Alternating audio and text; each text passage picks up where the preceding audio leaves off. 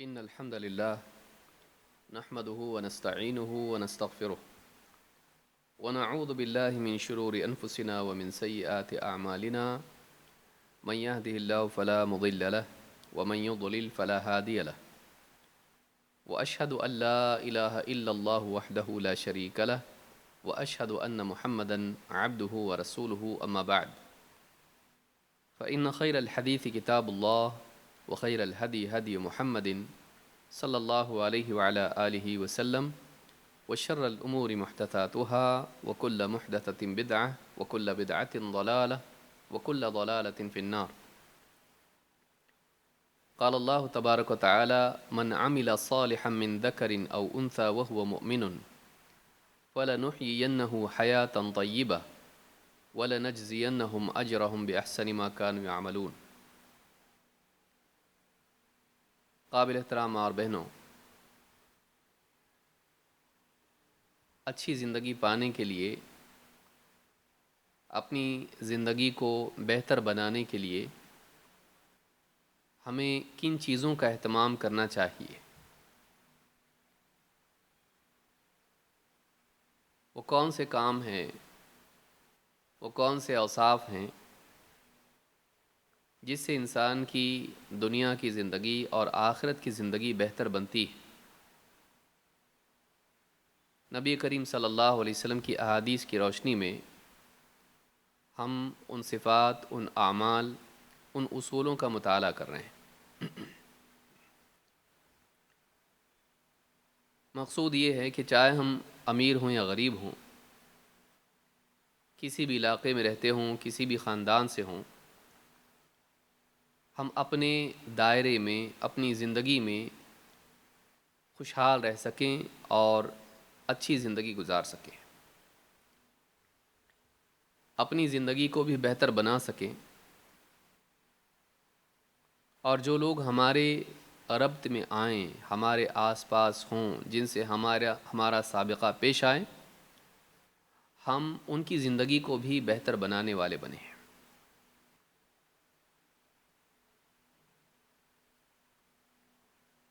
ان اوصاف میں بہت ساری چیزیں پچھلے دروس میں ہم دیکھ چکے ہیں، اور بہت ہی کم باتیں اب ہمارے سامنے رہ گئی ہیں اس کورس کے عناوین کے اعتبار سے۔ کچھ ہی ہفتوں میں انشاءاللہ یہ کورس ختم ہوگا، رمضان سے پہلے پہلے انشاءاللہ یہ کورس مکمل ہو جائے گا۔ آج اس سلسلے میں حدیث نمبر 34 کا ہم مطالعہ کریں گے، 34، اور یہ ایک بہت ہی اہم صفت سے متعلق ہے جو انسان کو اللہ سے بھی قریب کرتی ہے اور لوگوں سے بھی قریب کرتی ہے، اور جنت سے قریب کرتی ہے، جہنم سے دور کرتی ہے، اور وہ ہے تواضع، جس کو ہم انگلش میں ہیوملٹی، اپنے آپ کو عام انسان سمجھنا، دوسروں پر اپنے آپ کو بڑا بنانے کی کوشش نہیں کرنا، گھمنڈ نہیں کرنا، فخر نہیں کرنا، دوسروں کو حقیر نہیں سمجھنا، دوسروں سے حقارت کا سلوک نہیں کرنا۔ دنیا میں اللہ رب العالمین نے لوگوں کو مختلف صفات اور نعمتوں سے نوازا ہے۔ کوئی بہت انٹیلیجنٹ ہے، کوئی خوبصورت ہے، کوئی صلاحیت مند ہے، کوئی صحت مند ہے۔ دنیا میں دوسروں کے مقابلے میں کچھ نہ کچھ نعمتیں، کچھ نہ کچھ صلاحیتیں ہم کو ملی ہیں جو دوسروں کے پاس نہیں ہیں۔ مال، عہدہ، یا اس طرح کی دوسری بہت ساری نعمتیں۔ انسان جب اپنے اطراف دوسروں کو دیکھتا ہے اور وہ دیکھتا ہے کہ اس کے پاس کچھ زیادہ ہے، اس کے ذہن میں یہ غلط فہمی پیدا ہوتی ہے کہ میں دوسروں سے سپیریئر ہوں، کبھی اللہ کی نسبت سے اور کبھی اپنی نسبت سے۔ یعنی کبھی ذہن میں یہ بات آتی ہے کہ میں اسپیشل ہوں، اس لیے اللہ نے مجھ کو دیا ہے، کبھی ذہن میں بات آتی ہے کہ میں بہت اعلیٰ صلاحیتوں والا ہوں، اس لیے میں نے محنت کر کے یہ پایا ہے، دوسروں کے پاس یہ صلاحیت نہیں تھی، وہ محروم کے محروم رہ گئے، کبھی مال کے اعتبار سے، کبھی ڈگری کے اعتبار سے، کبھی عہدے کے اعتبار سے، کبھی کسی اور اعتبار سے، سکسیس کے اعتبار سے، اور اپنی بڑائی صرف اپنی بڑائی پر نہیں رکتی ہے، بلکہ وہ دوسروں کی حقارت کی طرف بھی لے جاتی ہے۔ جہاں ایک طرف آدمی اپنے آپ کو بہتر سمجھنے لگتا ہے، وہیں اس کا لازمی نتیجہ یہ نکلتا ہے کہ دوسروں کو حقیر سمجھنے لگتا ہے، اپنی خوبی پر نگاہ ہوتی ہے اور دوسروں کی کمی پر۔ یہ چیز جہاں دل میں پیدا ہوتی ہے، سوچ کا حصہ بنتی ہے، ظاہر بات ہے کہ برتن جب بھرتا ہے تو اس میں سے پانی باہر بھی آتا ہے۔ تو جب انسان کی سوچ میں یہ چیز لبالب بھر جاتی ہے کہ میں سپیریئر ہوں، میرے جیسا کوئی نہیں ہے، کسی ایک معاملے ہی میں صحیح، تو پھر دوسروں کے ساتھ بات چیت کرنے میں، سلوک کرنے میں اس کی بڑائی اور اس کے دل میں دوسروں کی حقارت کا اظہار ہونے لگتا ہے۔ وہ بات بات پر دوسروں کا انسلٹ کرنے لگتا ہے، وہ اپنی بڑائی کرنے لگتا ہے، اپنی تعریف کرنے لگتا ہے، بار بار دوسروں کو چھوٹا بتانے کی کوشش کرتا ہے تاکہ اس کے نفس کو، اس کی انا کو تسکین ملے، اپنی ایگو کو سیٹسفائی کرنے کے لیے دوسروں کو ہیوملیٹ کرتا ہے۔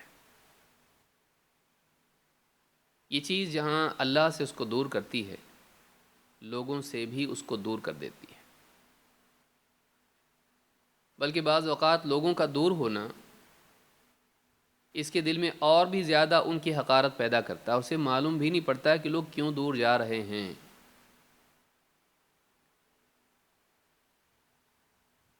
وہ پھر لوگوں ہی کو بلیم کرتا ہے، انہی کو قصوروار ٹھہراتا ہے، اور اس طرح سے اس کی انا کو اور قوت ملتی ہے کہ میں اچھا ہوں وہ برے ہیں،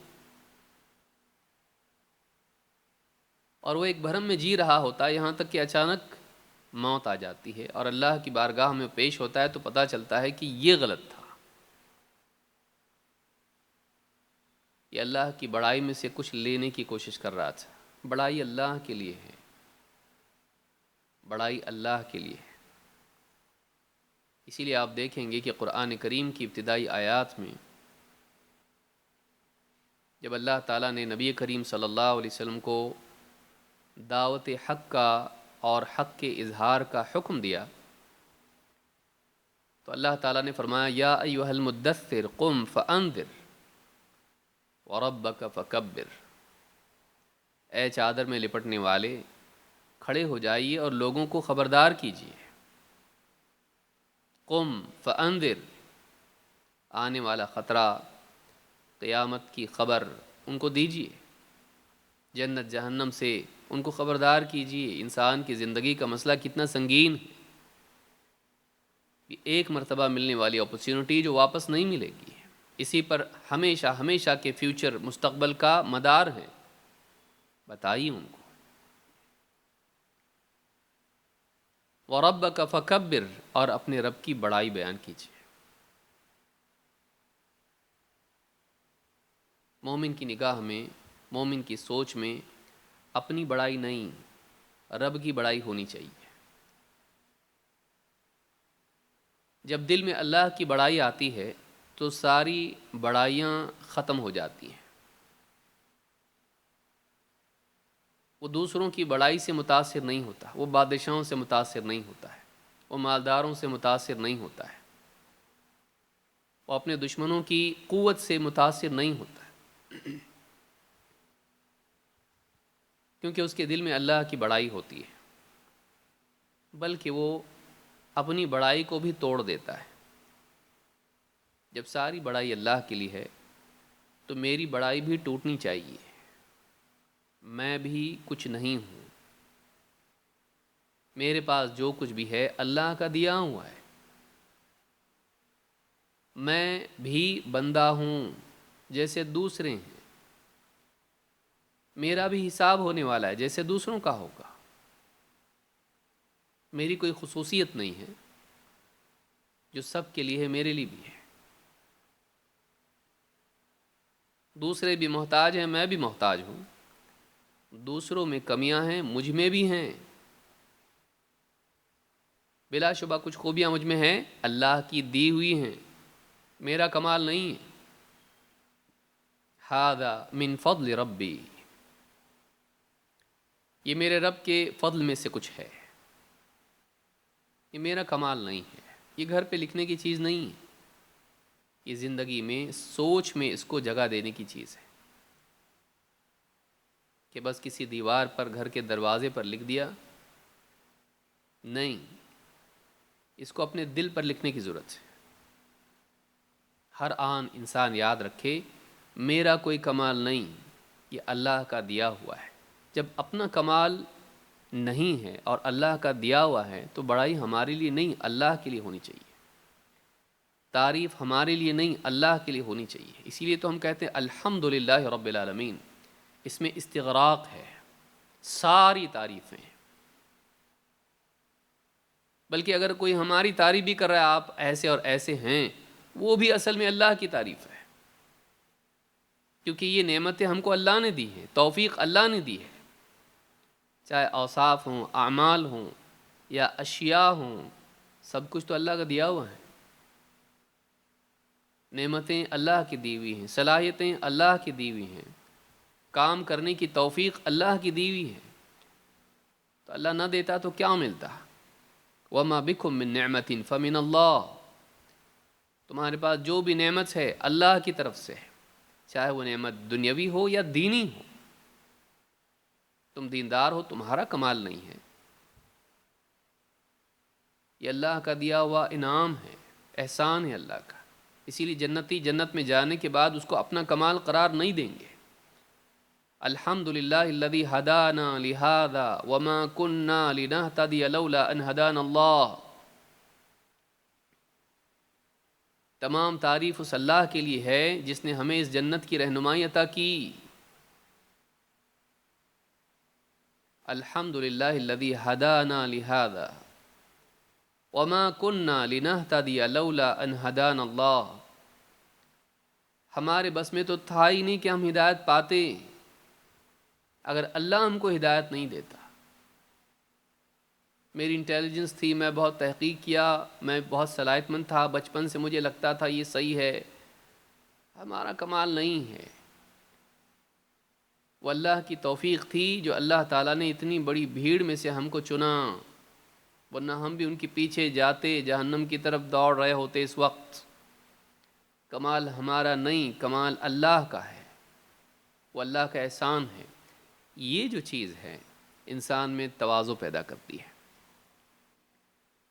اللہ کی طرف نگاہ کا اٹھنا عطا کے اعتبار سے انسان میں تواضع پیدا کرتا ہے.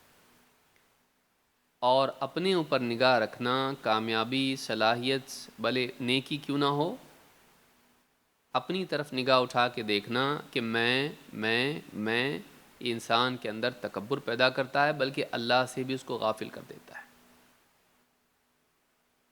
اچھی زندگی وہ ہے جس میں انسان تواضع کے ساتھ جیے، وہ ہمبل ہو، وہ اپنے آپ کو اگر دوسروں سے چھوٹا نہ سہی، کم سے کم دوسروں کی طرح ایک عام انسان سمجھ کے چلے. اعلیٰ درجہ تو یہ ہے کہ ایک انسان جس سے بھی ملے اس میں خوبیوں کو دیکھے اور اپنے عیوب پہ نگاہ رکھ کے سوچے کہ یہ کتنا اچھا ہے مجھ سے، اس کے اندر یہ خوبی ہے، لیکن میرے اندر عیوب ہی عیوب ہیں. اس کی نگاہ اپنے عیوب پر ہو اور دوسروں کی خوبیوں پر. یہ چیز انسان کی گفتار اور کردار میں بھی ظاہر ہوتی ہے.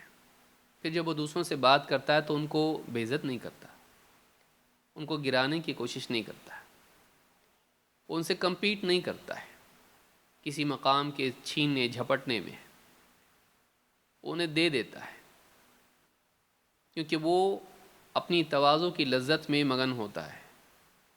اسے اللہ کی قربت، اللہ سے جو تعلق نصیب ہوتا ہے، یہ ساری دوسری فلیٹنگ چیزوں پر بھاری پڑ جاتی ہے، ختم ہونے والی، ضائع ہونے والی، فنا ہونے والی چیزوں کے مقابلے میں اللہ کا جو ابدی باقی رہنے والا اور ساری چیزوں پر بھاری اور سب سے بہتر جو تعلق ہے، یہ تعلق اس کو زیادہ لذت دیتا ہے۔ ہر ایک کی اپنی ایک لذت کی چیز ہوتی ہے، لہٰذا انسان، ایک اچھا انسان تواضع والا ہوتا ہے، وہ اپنے آپ کو دوسروں پر فائق اور بہتر سمجھ کے دوسروں کا انسلٹ نہیں کرتا، اور تواضع سے انسان کی عزت بڑھتی ہے، اللہ کے ہاں بھی، لوگوں کے دلوں میں بھی۔ جو دوسروں کے سامنے بڑا بننے کی کوشش کرتا ہے، اس کا لازمی نتیجہ یہ نکلتا ہے کہ دوسرے اس کے عیوب تلاش کرتے ہیں۔ بہت آیا بڑا بننے والا، بہت آئی بڑی۔ تو جب کوئی بڑا بننے کی کوشش کرتا ہے تو اس کا نیچرل رسپانس لوگوں کی طرف سے یہ آتا ہے کہ لوگ اس کے عیب تلاش کرتے ہیں کہ کسی طرح سے اس کو واپس سے نیچے لے کر آئیں۔ لیکن جو پہلے سے اپنے آپ کو نیچے سمجھتا ہے، لوگ اس کو اور نیچا نہیں کرتے ہیں، بلکہ لوگ اس کے اس احساس کی وجہ سے، اس کی اس اخلاق کی وجہ سے اسے اونچائی پر بٹھاتے ہیں۔ اسی لیے اللہ کے نبی صلی اللہ علیہ وسلم فرماتے ہیں، اور آج کی ہماری حدیث ہے، من تواضع وما تواضع احد للہ الا رفعہ اللہ، جو بھی بندہ اللہ کی خاطر تواضع اختیار کرتا ہے، اللہ تعالیٰ اس کو اونچا کرتا ہے، اس کو رفعت عطا کرتا ہے، اس کو اونچائی دیتا ہے، دنیا میں اس کو اونچائی دیتا ہے، عزت کے اونچے مقام پر بٹھاتا ہے،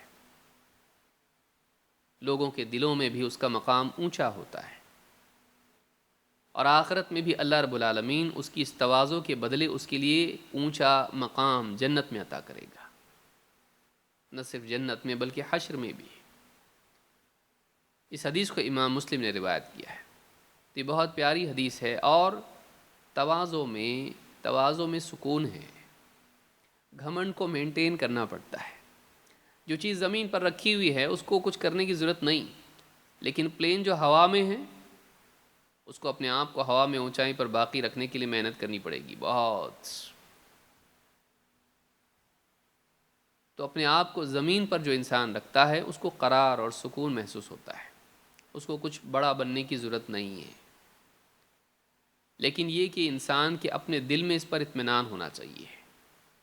وہ تواضع بھی بڑائی پانے کا اس کی سرنگ نہیں ہونا چاہیے، وہ ایسی ٹنل نہیں ہونا چاہیے جو بڑائی کی طرف جانے کے لیے ہو، کہ نقلی تواضع تاکہ لوگ اس کی عزت کریں۔ کتنی تواضع والا ہے یہ، کتنی تواضع والی ہے، تاکہ وہ اس راستے سے بائی پاس ہو کے اونچا مقام پائے۔ نقلی تواضع سکینر میں آ جاتی ہے، انسان پکڑا جاتا ہے۔ سچائی کی اپنی ایک طاقت ہوتی ہے، جھوٹ پہچانا جاتا ہے، لہذا تواضع حقیقی ہونا چاہیے، اور تواضع پیدا ہوتی ہے اللہ کی بڑائی کے احساس سے۔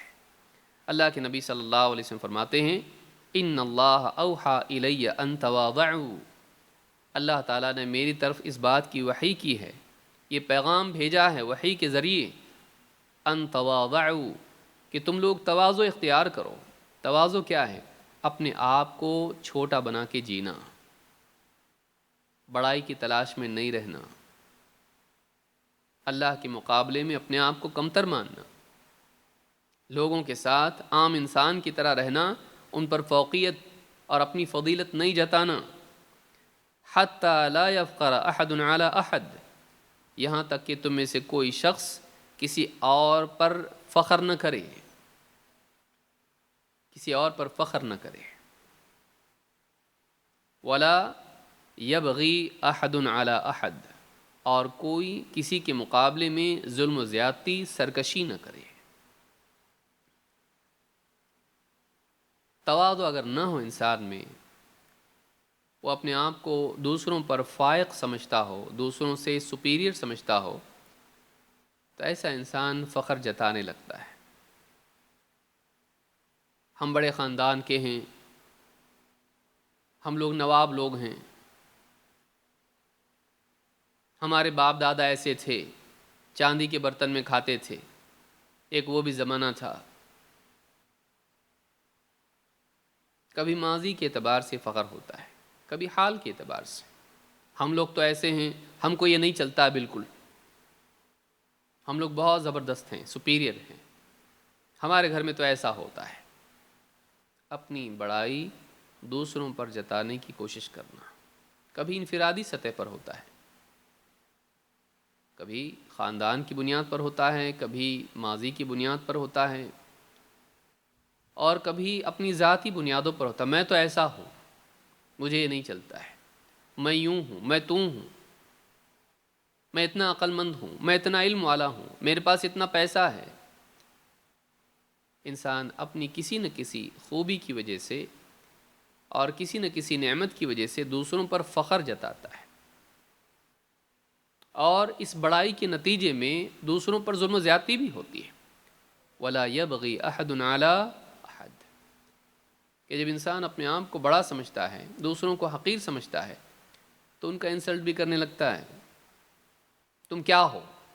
تم کچھ بھی نہیں ہو، اگر ہے تو میں ہوں.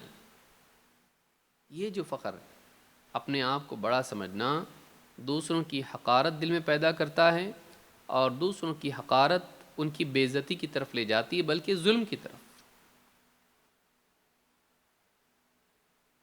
چاہے بیوی شوہر کا معاملہ ہو، تم کیا ہو، کیسی خاندان کی ہو، میرا خاندان دیکھو کیسا ہے، تم پر احسان کیا میں نے نکاح کر کے تم کو لایا. تم کیا تھے؟ تم کچھ بھی نہیں تھے. تمہارے پاس کیا تھا؟ میں بڑے خاندان کی ہوں، میں نے رحم کھا کر ہاں کہا تھا، مجھے کیا پتا تھا کہ میری زندگی خراب ہو جائے گی. فخر جتانا پڑوسیوں کے اوپر، رشتہ داروں کے اوپر. سدھرو، کچھ تو کرو، کماؤ، دیکھو ہم آج کیا ہیں. انسان جب پاتا ہے تو لوگوں کی بے عزتی بھی کرنے لگتا ہے. تو انسان کو دنیا میں اللہ نے جو کچھ دیا ہے، دوسروں کو نصیحت کرنا غلط نہیں ہے، لیکن بعض اوقات یہ نصیحت اپنے نفس کی تسکین کے لیے ہوتی ہے، بتانے کے لیے کہ تم گھٹیا ہو، میں اعلیٰ ہوں. اس میں کہیں نہ کہیں انا کی آمیزش ہوتی ہے، اپنی انا کو انسان خوش کر رہا ہوتا ہے. ایسی چیز پر کیوں نصیحت ہم نہیں کرتے جس میں غلطی ہماری بھی ہے؟ اپنی کوتاہیوں پر آپ گفتگو کریں. انسان اکثر ایسی چیزوں پر دوسروں کو نصیحت نہیں کرتا ہے، کیونکہ اس میں وہ بھی اس کی زد میں آتا ہے، اور دوسروں کی نگاہ میں وہ بھی چھوٹا ہو جائے گا. تواضع انسان میں ہونا چاہیے. تو تواضع اگر ہے تو انسان نہ دوسروں پر فخر کرتا ہے اور نہ دوسروں پر ظلم و زیادتی کرتا ہے. ظلم و زیادتی کی ایک صورت یہ بھی ہے کہ ایک انسان دوسروں کو ذلیل کرے، دوسروں کو ذلیل کرے. ہاں، اس میں یہ نہیں کہ انسان نصیحت نہ کرے، لیکن آدمی سوچے کہ وہ نصیحت ہے یا فضیحت ہے. نصیحت اس لیے ہوتی ہے کہ لوگوں میں سدھار آئے اور وہ پہلے سے بہتر بنیں. فضیحت کا مقصد یہ ہوتا ہے کہ ان کو کسی طرح سے نیچے دکھایا جائے. یہ بہت باریک لکیر ہے دونوں کے بیچ میں، جس کو یاد رکھنا ضروری ہے. خصوصاً دعات کے لیے یہ بات یاد رکھنے کی ہے کہ بعض اوقات ہماری نصیحت دوسروں کی بے عزتی کا ذریعہ بنتی ہے، بلکہ وہی مقصود ہوتا ہے. ہم اپنے نفس کو تسکین دے رہے ہوتے ہیں. نہیں، تم لوگ نماز نہیں پڑھتے ہو، سدھرو. تم لوگ ایسا نہیں کرتے ہو، سدھرو. تم لوگ پڑھتے نہیں ہو، دین کی بات سیکھتے نہیں ہو، سدھرو.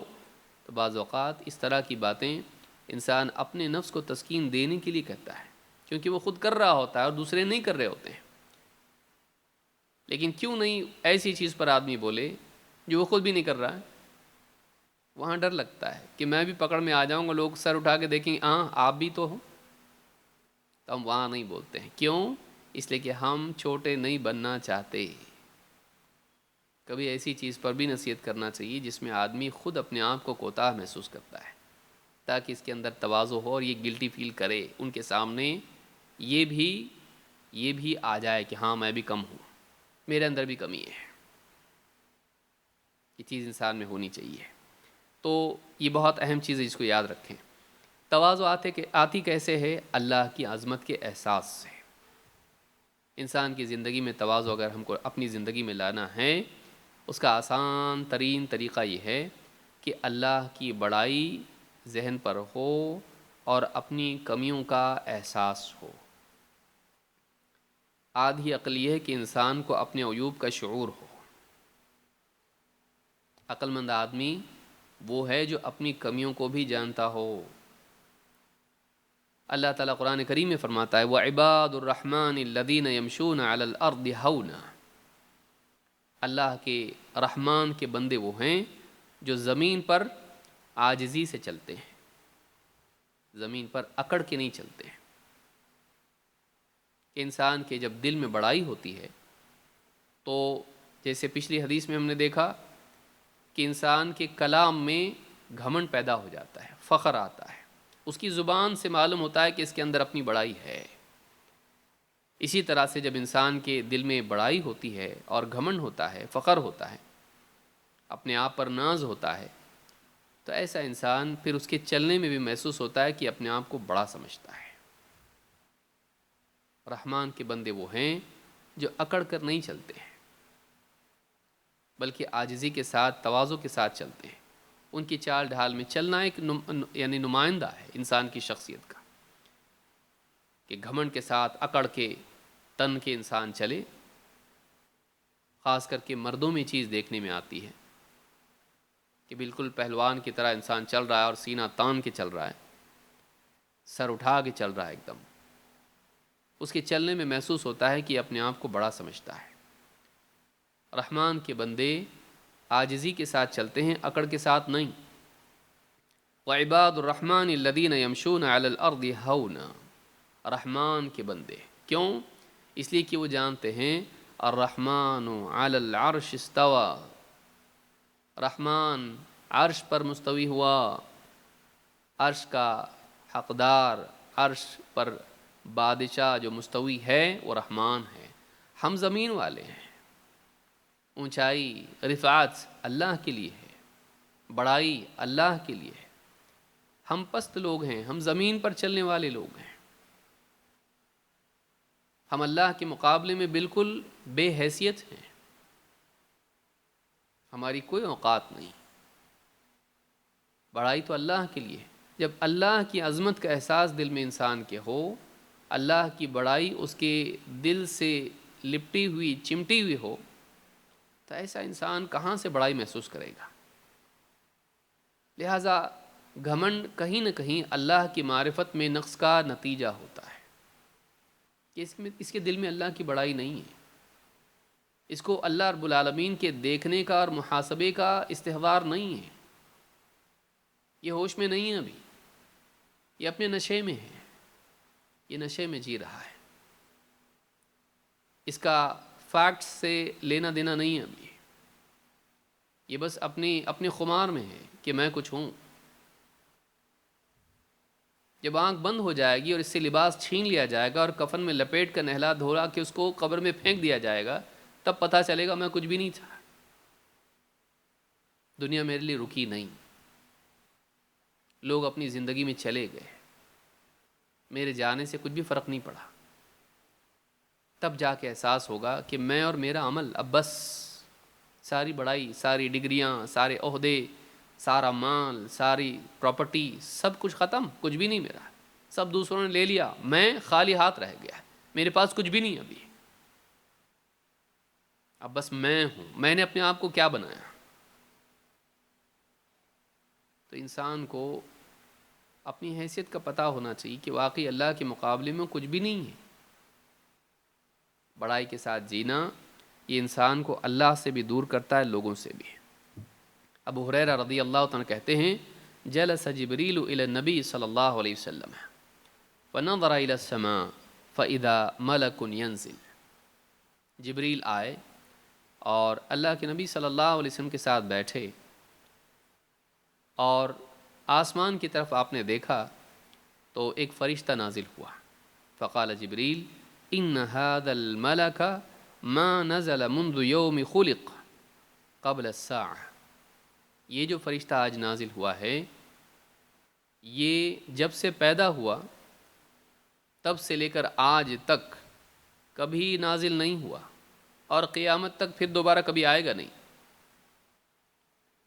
فلما نزل قال یا محمد ارسلنی الیک ربک، جب فرشتہ نیچے آیا تو کہا اے محمد مجھے آپ کے رب نے بھیجا ہے۔ افملکا نبیا یجعلک او عبدا رسولا، اللہ کی طرف سے یہ پوچھا گیا ہے کہ آپ کو کیا بنایا جائے، بادشاہ نبی یا بندہ رسول؟ آپ کیا بننا چاہتے ہیں؟ آپ کو اختیار ہے، دونوں میں سے ایک بات بتائیے۔ یا تو اللہ تعالیٰ آپ کو نبی کے ساتھ نبوت کے ساتھ بادشاہت دیں، یا آپ کو رسول بنا کر بندہ بنائے رکھیں۔ آپ دونوں میں سے کیا بننا چاہتے ہیں؟ یعنی دونوں میں سے پوزیشن کیا چاہیے؟ بادشاہت چاہیے یا بندگی چاہیے؟ آپ بادشاہ بننا پسند کریں گے یا اللہ کا غلام؟ قال جبریل تواضع لربک یا محمد، حضرت جبریل نے مشورہ دیا اللہ کے نبی صلی اللہ علیہ وسلم کو، کہا اے محمد اپنے رب کے لیے تواضع اختیار کیجئے، بی ہمبل، رب کے لیے تواضع اختیار کیجئے۔ قال بل عبدا رسولا، آپ نے کہا بلکہ میں اللہ کا غلام، بندہ، رسول بننا پسند کروں گا، بادشاہ نہیں، غلام۔ دنیا کا بادشاہ بننے سے بہتر یہ ہے کہ ایک انسان اللہ کا غلام بن جائے۔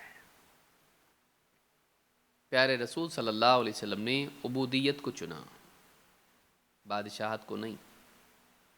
اس حدیث میں کئی فوائد ہیں جس کے لیے آج وقت نہیں ہے، کبھی انشاءاللہ تفصیل سے ہم اس کو دیکھیں گے۔ امام احمد نے اور ابن حبان نے اس کو روایت کیا ہے، اور الصحیحہ میں حدیث نمبر 1002 پر شیخ الالبانی کہتے ہیں کہ حدیث صحیح ہے۔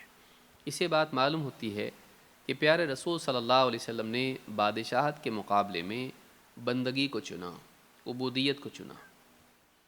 یہ بہت ہی عقل مند انتخاب تھا جو جبریل کی ایما پر، جبریل کے مشورے پر آپ نے اختیار کیا۔ نبی صلی اللہ علیہ وسلم کی تواضع کیسی تھی؟ ابو مسعود رضی اللہ تعالیٰ کہتے ہیں اتى النبی صلی اللہ علیہ وسلم رجل فکلمہ فجعل ترعد فرائصه، اللہ کے نبی صلی اللہ علیہ وسلم کے پاس ایک شخص آیا اور آپ سے بات کی، تو یا آپ نے اس سے بات کی، فجعل ترعد فرائصه، تو اس کی سانس پھولنے لگی۔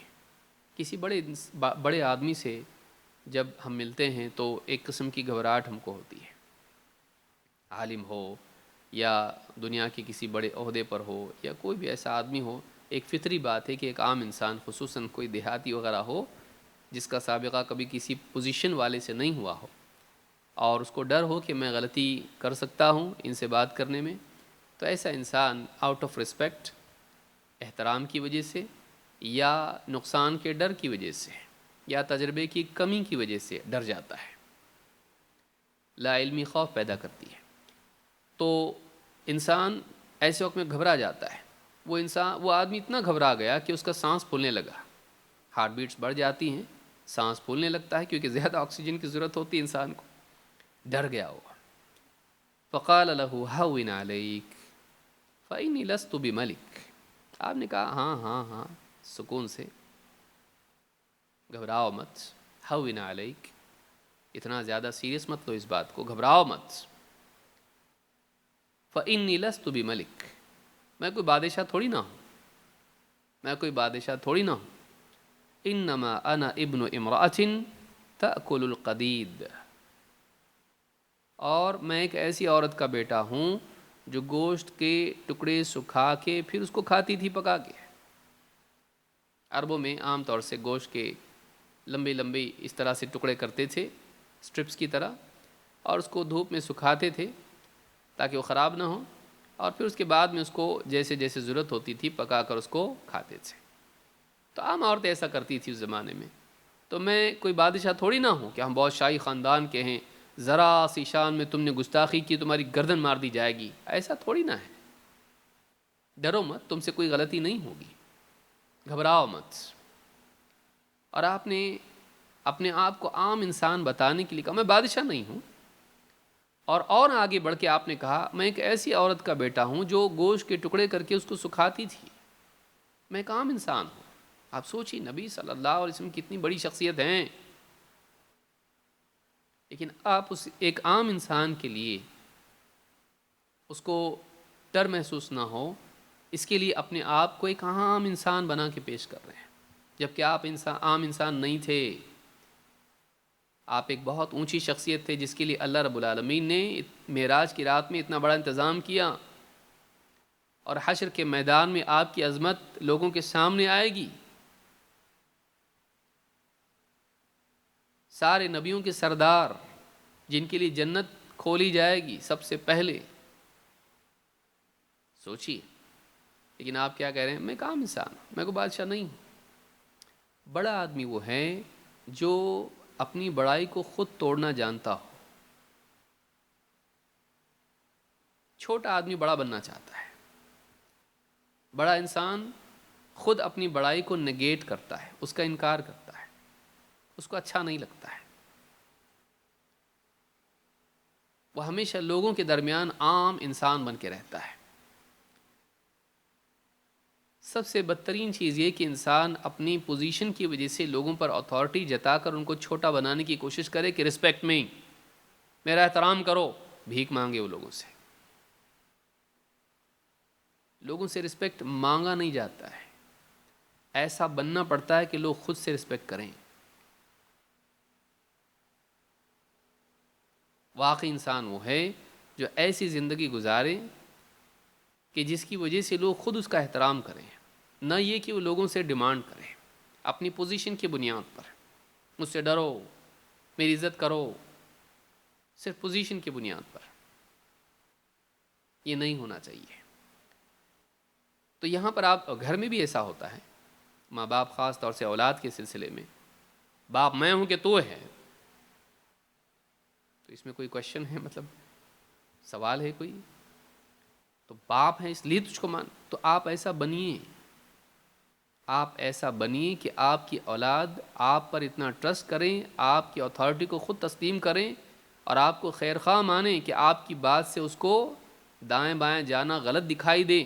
وہ خود آپ کو رسپیکٹ کرے آپ کے کیریکٹر کی وجہ سے، پوزیشن کی وجہ سے نہیں.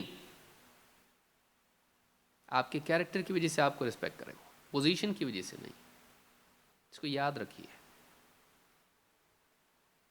چاہے گھر ہو، چاہے کوئی آرگنائزیشن ہو، چاہے کچھ بھی ہو، انسان ایسا بنے کہ لوگ خود اس کا احترام کریں. لیکن وہ احترام کے لیے نہ بنے کہ لوگ میری عزت کرنا چاہیے اس لیے مجھ کو اچھا بننا پڑے گا. نہیں، اللہ کے لیے اچھا بنے آدمی. اللہ کے لیے آدمی من تواضع للہ، جو اللہ کے لیے تواضع اختیار کرے، نہ کہ لوگوں سے عزت پانے کے لیے. پھر واپس گھوم کے الٹا ہو گیا. یہ اللہ کے لیے، اس کی نسبت اللہ سے ہو، وہ اللہ کی بڑائی کو ایسا محسوس کرے کہ اپنے آپ اس کے اندر تواضع پیدا ہو جائے. تو یہ جو چیز ہے یہ نبی کریم صلی اللہ علیہ وسلم کی زندگی میں ہم کو دیکھنے ملتی ہے کہ آپ اوصاف کے اعتبار سے، مقام کے اعتبار سے، عہدے کے اعتبار سے اونچائی پر تھے، لیکن اس کے باوجود آپ اپنی بڑائی منواتے نہیں تھے. بڑائی کو کھونے کا یقینی راستہ یہ کہ انسان اپنی بڑائی منوانے کی کوشش کرے. بڑائی کو کھونے کا یقینی راستہ یہ ہے کہ لوگوں کے درمیان آپ اپنی بڑائی کو منوانے کی کوشش کریں. بہت جلدی آدمی کھو دیتا ہے اس کو. تو یہ حدیث ہم کو بتاتی ہے کہ نبی صلی اللہ علیہ وسلم کس طرح سے اپنے آپ کو لوگوں کے درمیان عام انسان بنا کر پیش کرتے تھے. یہ بہت اونچی صفت ہے جو اچھی زندگی کے لیے ضروری ہے. بلکہ آپ دیکھیں گے کہ اور واقعی یہ اصول بھی ہے کہ انسان اچیومنٹس کی وجہ سے اپنے آپ کو بڑا سمجھنے لگتا ہے. ماضی کے کارنامے اس کے ذہن میں بڑائی کا تخیل پیدا کرتے ہیں. اس کو ایک ایسا جھوٹ اس کے ذہن میں پیدا کر دیتے ہیں کہ تو کچھ ہے. لیکن انسان کو چاہیے کہ بڑے سے بڑے اچیومنٹ کے بعد بھی وہ بڑا نہ بنے. ٹھیک ہے آپ نے کچھ اچیو نہیں کیا تو ظاہر بات ہے عام انسان بننا بہت ڈیفالٹ ہے، یہ تو ہوگا ہی ہوگا. لیکن مشکل تب ہوتا ہے جب آپ نے کچھ اچیو کیا ہو زندگی میں. اچیومنٹس انسان میں گھمنڈ پیدا کرتے ہیں کیونکہ وہ پروف ہوتا ہے بڑائی کا، لیکن وہ دھوکہ ہے. عقل مند انسان جانتا ہے، ایک نیک انسان جانتا ہے کہ جو کچھ بھی اس کو ملا ہے وہ اللہ کے دینے سے ملا ہے. اگر اللہ کی مدد شامل حال نہیں ہوتی، اللہ تعالیٰ سارے اسباب کو اس کے لیے جمع نہیں کرتا، اپرچونٹیز اس کے دروازے تک نہیں بھیجتا، تو یہ کچھ نہیں کر سکتا تھا. اس کی نگاہ کامیابی کے وقت میں اپنی ذات پر نہیں، اللہ کی ذات پر ہوتی ہے.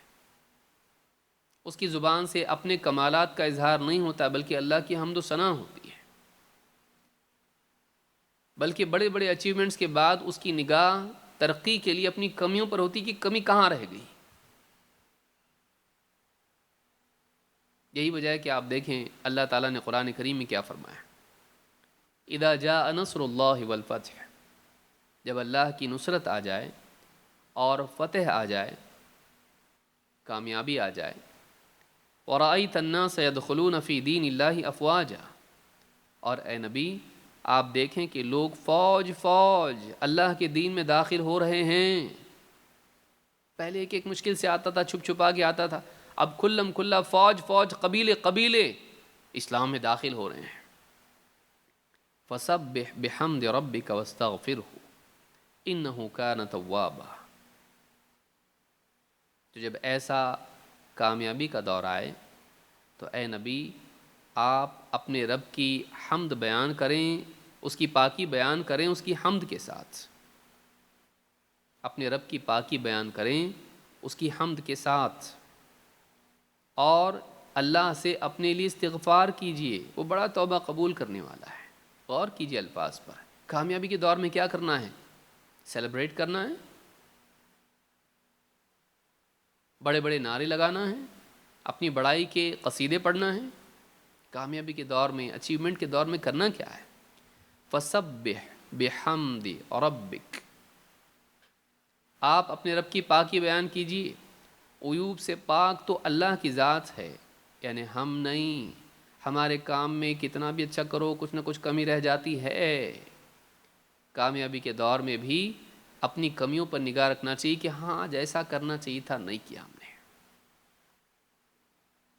لیکن کامیابی تو ہے بحمد ربک، اپنے رب کی حمد کے ساتھ اس کی پاکی بیان کریں کہ بے عیب ذات اللہ کی ہے، کہ جو بھی کرتا ہے اس میں کوئی عیب نہیں ہوتا ہے. ہم انسان ہیں، اللہ کے بندے ہیں، کچھ نہ کچھ کمی ہم سے رہ جاتی ہے، لیکن اس کے باوجود کامیابی ملی، تعریف اللہ کے لیے ہے، ہمارے لیے نہیں.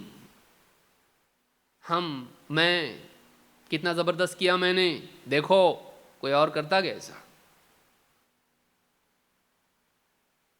تعریف اللہ کے لیے ہونی چاہیے. نہیں، اللہ تعالیٰ نے آسانی کی تو ہو گیا، اللہ نے اسباب جمع کیے تو ہوا، دیکھو اللہ نے توفیق دی تو ہوا. ہمارا کیا ہے، ہم تو کمزور انسان ہیں. اور یہ بھی بناوٹی نہ ہو، یہ دل کی گہرائیوں سے نکلنے والی بات ہو. نقلی پیڑ کی طرح نہیں ہو جو اوپری اوپر لگا دیا گیا ہو، جس میں کبھی پھل نہیں لگتا بلکہ کچھ دنوں میں سوکھ بھی جاتا ہے، مرجھا جاتا ہے. واقعی پیڑ ہو کہ زمین کے سینے میں سے اس کی شاخیں نکلی ہوئی ہوں، تنا نکلا ہوا ہو اور اس کے بعد پھلدار پیڑ بن جائے ہو. دل کی گہرائیوں سے نکلی ہوئی بات ہو کہ واقعی اللہ کی حمد ہے. بھائی تعریف تو اللہ کے لیے، ہم کیا ہیں، ہمارے ہاں تو کمی ہے، میرے سے کمی رہ گئی، نیکسٹ ٹائم انشاءاللہ اچھے سے کریں گے. اپنے عیوب پر نگاہ اور اللہ کی تعریف. اور یہ بندوں کی نسبت سے، اللہ کی نسبت سے کیا، واستغفر ہو، اور اللہ سے استغفار کرے اپنے لیے. اللہ کیا تو ٹھیک، لیکن اس میں کہیں نہ کہیں کچھ کمی ہوئی ہو تو اللہ معاف کر دینا. اچیومنٹ کے بعد اللہ سے استغفار، سوچیے یہ انسان کے اندر تواضع پیدا کرتا ہے کہ اللہ کیا تو ٹھیک، کامیابی آئی، لیکن میں جانتا ہوں اس میں کمی رہ گئی، ویسا نہیں ہوا جیسا ہونا چاہیے تھا. اللہ تو کہیں کوتاہی ہوئی ہو تو معاف کر دے. چاہے وہ نماز ہو، چاہے وہ دین کا کام ہو، چاہے حج و عمرہ ہو، چاہے وہ دعوت ہو، کچھ بھی ہو، اے اللہ جیسا کرنا چاہیے تھا ویسا نہیں کیا، لیکن تو نے توفیق دی تو ہوا، لیکن واقعی جیسا ہونا چاہیے تھا نہیں ہوا، کچھ کمی رہ گئی ہوگی یقیناً، اے اللہ اگر کہیں کچھ کمی رہ گئی تو معاف کر دے۔ یہ تواضع ہے، یہ تواضع ہے۔ یہ چیز انسان کو نہ صرف اللہ سے قریب کرتی ہے، بلکہ یہ چیز انسان کو دنیا میں ترقی کے راستے پر ڈالتی ہے۔ کامیابی کے دور میں جو انسان اللہ کا شکر کرے اور اپنی کوتاہیوں پر نگاہ رکھے، وہ آئندہ بڑی کامیابی پاتا ہے۔ وہ بے ہوش نہیں ہو جاتا، وہ خوش نہیں ہو جاتا، بلکہ وہ اگلے مرحلے میں پہلے سے زیادہ بہتر کرنے والا بنتا ہے، کیونکہ اس نے اپنی کمیوں کو نظر انداز نہیں کیا۔ کامیاب انسان وہ ہے جو اپنے عیوب سے باخبر ہو اور انہیں دور کرنے کے لیے کوشش کرتا ہو۔ یہ تواضع اور ترقی دونوں لاتی ہے۔ یہ بہت اہم باتیں ہیں جن کو یاد رکھنا ضروری ہے۔ تو یہ صورت کبھی انشاءاللہ ہم تفصیل سے اس کی تفسیر دیکھیں گے، لیکن اس میں یہ اصول ہم کو ملتا ہے۔ آئیے حدیث نمبر 35 ہم دیکھتے ہیں۔ حدیث نمبر 35 میں ایک بہت اہم بات بیان کی گئی جو تواضع ہی کا ایک اعتبار سے ایک پہلو ہے، بلکہ اگر اس کو الگ سے کاٹ کر آپ دیکھیں تب بھی ایک مستقل اصول یہ ہمارے سامنے آتا ہے، اور وہ اصول یہ ہے کہ انسان غصے میں خاص طور سے اور ہر حال میں اپنے آپ پر قابو رکھے۔ کامیاب زندگی میں اور کامیاب زندگی کے اصولوں میں سے ایک اصول یہ بھی ہے کہ انسان اپنے جذبات پر قابو رکھنے والا ہو، سیلف کنٹرول اس کے اندر ہو۔ اس کا بٹن کسی اور کے ہاتھ میں نہیں ہونا چاہیے۔ جب چاہے دبا دیا، مشین شروع ہو گئی آن، بلکہ کوئی انسان اس کو پرووک نہیں کر سکتا ہو، کوئی انسان اس کو اکسانے پر قادر نہ ہو۔ وہ جو قدم اٹھاتا ہے وہ ری ایکشن کے طور پر نہیں اٹھاتا ہو، وہ زندگی میں جو بھی اقدام کرتا ہو، قدم اٹھاتا ہو، سوچے سمجھے فیصلے کے تحت ہو۔ یہ بہت اہم ہے، نہیں تو اس کا نتیجہ کیا ہوتا ہے؟ ایک لفظ ندامت، ریگریٹ، افسوس، پچھتاوا۔ جو انسان ریاکشنسٹ ہوتا ہے، کچھ بھی ہوا ریاکشن فوراً دے دیتا ہے، بٹن دبایا مشین شروع، کسی اور نے دبایا، اس نے نہیں، اس کا اپنا فیصلہ نہیں ہوتا ہے، امپلسو ہوتا ہے وہ۔ ایسا انسان دنیا میں ہمیشہ ناکامی اور ندامت کے گڑھے میں ہوتا ہے۔ آپ کے الفاظ آپ کے ارادے کے نتیجے میں نکلنے چاہیے، جذبات کے تحت نہیں۔ آپ کا کوئی بھی عمل سوچا سمجھا اقدام ہونا چاہیے، ری ایکشن نہیں۔ جو آدمی اس طرح کا ہو، ایسے آدمی کو ہرانا مشکل ہے، ایسے آدمی کو کامیاب ہونے سے، ترقی کے راستے پر جانے سے روکنا مشکل ہے، کیونکہ دنیا ایسی ہے، یہاں انسان کو اکسانے والے لوگ ہیں، اور انسان اگر خود پر قابو نہ رکھے تو ایسا انسان پچھتاتا رہتا ہے۔ کیوں؟ اس لیے کہ غصے میں آ کے کچھ ایسا بول دیا جس سے اس کی عزت کم ہو گئی، تعلقات خراب ہو گئے، چیز کا نقصان کر دیا، بعد میں پچھتاتا رہا۔ کیوں؟ اس لیے کہ غصے میں سمجھ میں نہیں آتا، جذبات کی رو میں آدمی بہہ جاتا ہے اور ایسا کچھ کہہ جاتا ہے کہ بعد میں پچھتاتا رہ جاتا ہے۔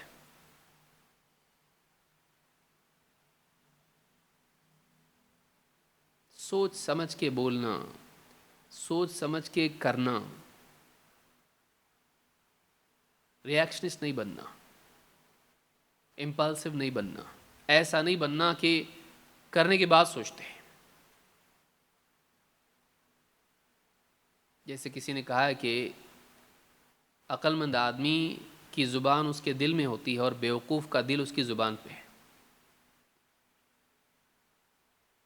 پروسیس کرنا پڑے گا اس کو۔ عقل مند آدمی پہلے دل میں سوچتا ہے، دل میں بات کرتا ہے، اس کے بعد بولتا ہے۔ بیوقوف پہلے بول دیتا ہے، پھر بعد میں سوچتا ہے کیا بولا میں۔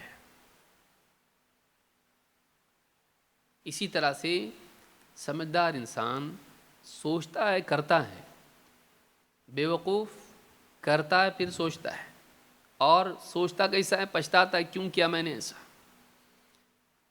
بیوی سے بحث ہوئی، موبائل پٹک دیا غصے میں آ کے، بعد میں سوچا کیوں پٹکا میں نے، 50,000 کا موبائل تھا یہ، اس کی وجہ سے نقصان ہو گیا میرا، کیوں کیوں کیوں، اور اپنا ہی سر پیٹ رہا ہے۔ تو موبائل کے لیے موبائل شاپ پہ جانا پڑے گا، اور سر پیٹنے کی وجہ سے ڈاکٹر کے پاس، دو نقصان ہو گئے۔ اور بیوی اپنی جگہ باقی۔ غصے میں آ کے انسان بہت ساری بعض اوقات طلاق دے دیتا ہے، بعض اوقات طلاق دے دیتا ہے، بعض اوقات مار پیٹ کرتا ہے، بعض اوقات ایک کا غصہ دوسرے پر نکالتا ہے، بعض اوقات گھر کا غصہ آفس میں یا دکان پہ نکالتا ہے، پولیس کیس ہو جاتا۔ جذباتیت انسان کو نقصان پیدا کرتی ہے، نقصان پہنچاتی ہے۔ جذبات برے نہیں ہیں، جذبات برے نہیں ہیں، غصہ برا نہیں ہے، لیکن غصہ بے قابو ہونا برا ہے۔ جس کو غصہ ہی نہیں آتا وہ گدھا ہے۔ امام شافعی رحمۃ اللہ علیہ فرماتے ہیں، جس کو غصے کی بات اس کے سامنے ہو اور اس کو کوئی آ کے گالیاں دے رہا ہے، کچھ بھی کر رہا ہے، اسلام کے خلاف بول رہا ہے، نبی صلی اللہ علیہ وسلم کی شان میں گستاخی کر رہا ہے، قرآن کو غلط بول رہا ہے، اور آپ کو کچھ بھی نہیں ہوتا ہے، کوئی بات نہیں، آپ کو رائٹ ہے، بولو بھائی۔ آپ کو غصہ آئے گا، کیونکہ انسان غصہ آنا اس بات کی علامت ہے کہ آپ کے نزدیک صحیح اور غلط کے بیچ میں ایک لکیر ہے۔ غصہ نہیں آنا، آپ کے نزدیک نہ کچھ صحیح ہے نہ کچھ غلط ہے، آپ کو کوئی سینس ہی نہیں ہے۔ غصہ آنا واجبی ہے۔ ایک انسان جس کے اندر رائٹ اور رانگ کا احساس ہوتا ہے، اس کے اندر اس کا شعور ہوتا ہے، اس کو غصہ آتا ہے، غلط بات پر غصہ آتا ہے اس کو، لیکن غصہ آنے کے بعد اس غصے کی لگام اپنے ہاتھوں میں، عقل مندی کے ہاتھوں میں رکھنا، یہ سمجھداری ہے، واقعی عقل مندی ہے، یہ وزڈم ہے۔ سیلف کنٹرول انسان میں ہونا چاہیے، اس لیے کہ ہر جگہ ریاکٹ کرنا صحیح نہیں ہوتا ہے، فوراً قدم اٹھانا صحیح نہیں ہوتا ہے۔ سوچ سمجھ کے قدم اٹھانا، سوچ سمجھ کے بولنا، سوچ سمجھ کے کچھ نہ کچھ کرنا، یہ بہت ضروری ہے زندگی میں، نہیں تو پچھتاتا آدمی۔ عقل مند آدمی سوچ سمجھ کے کرتا ہے۔ تو غصے پر قابو یہ بہت اہم چیز ہے۔ اللہ کے نبی صلی اللہ علیہ وسلم کیا فرماتے ہیں؟ لیس الشدید بالسرعہ انما الشدید الذی یملک نفسہ عند الغضب۔ پہلوان وہ نہیں جو کشتی میں دوسرے کو پچھاڑ دے، پہلوان وہ ہے، بہادر وہ ہے، مضبوط وہ ہے، طاقتور وہ ہے جو غصے کے وقت اپنے آپ پر قابو رکھے۔ اس حدیث کو امام البخاری اور مسلم دونوں نے روایت کیا ہے۔ پہلوان وہ ہے جو غصے کے وقت اپنے آپ پر قابو رکھے۔ اس سے معلوم ہوتا ہے کہ فزیکل اسٹرینتھ کے مقابلے میں مورل اسٹرینتھ زیادہ بڑی چیز ہے۔ جسمانی طاقت کے مقابلے میں اخلاقی طاقت زیادہ بہتر چیز ہے، اور زیادہ مہنگی ہے، اور زیادہ ضروری ہے، زیادہ مشکل بھی ہے۔ دوسروں پر غالب آنا آسان ہے، اپنے اوپر غالب آنا مشکل ہے۔ تو سیلف کنٹرول یہ زیادہ بڑا پہلوان کر سکتا ہے۔ چھوٹا موٹا پہلوان دوسروں پر کنٹرول کر سکتا ہے، قابو پا سکتا ہے، ہرا سکتا ہے، پچھاڑ سکتا ہے، لیکن ایموشنز کے بہاؤ میں اپنے آپ کو کنٹرول کرنا، رکے ہوئے پانی میں کوئی بھی تیرتا ہے، کوئی بھی تیرتا ہے، لیکن بہتے پانی میں پانی کے دھارے کے خلاف تیرنے والا واقعی یہ سوئمر ہے۔ کہ آپ کا غصہ آپ کو کہیں لے جا رہا ہے اور آپ اس کے برخلاف پانی میں تیر رہے ہیں اور آگے نکل کے چلے گیا، تو آپ نے اپنے جذبات کے بہاؤ کے خلاف تیراکی کی اور آپ چلے، یہ زیادہ اچھا سوئمر ہے۔ تو ایک انسان غصے میں آ کے اقدامات کریں، یہ ناکامی اور افسوس لاتا ہے۔ اللہ کے نبی صلی اللہ علیہ وسلم کی ایک حدیث سے بات معلوم ہوتی ہے کہ غصے پر قابو پانا، اپنے آپ پر قابو رکھنا عزت بھی بچاتا ہے۔ آپ فرماتے ہیں من کف غضبہ ستر اللہ عورتہ، کہ جو اپنے غصے کو روک رکھتا ہے، ظاہر نہیں کرتا ہے، اللہ تعالیٰ اس کی عزت کو بچائے رکھتا ہے، اس کے عیوب کو ڈھانپے رکھتا ہے۔ کیونکہ غصے کی حالت میں اندر سے انسان کے جانور باہر آتا ہے، تھوڑی دیر کے لیے آتا ہے، لیکن آتا ہے تو اس کا انٹروڈکشن کر کے چلا جاتا ہے۔ لوگ بولتے اچھا یہ ایسا ہے کیا۔ غصے کی حالت میں انسان بہت ولنریبل ہوتا ہے،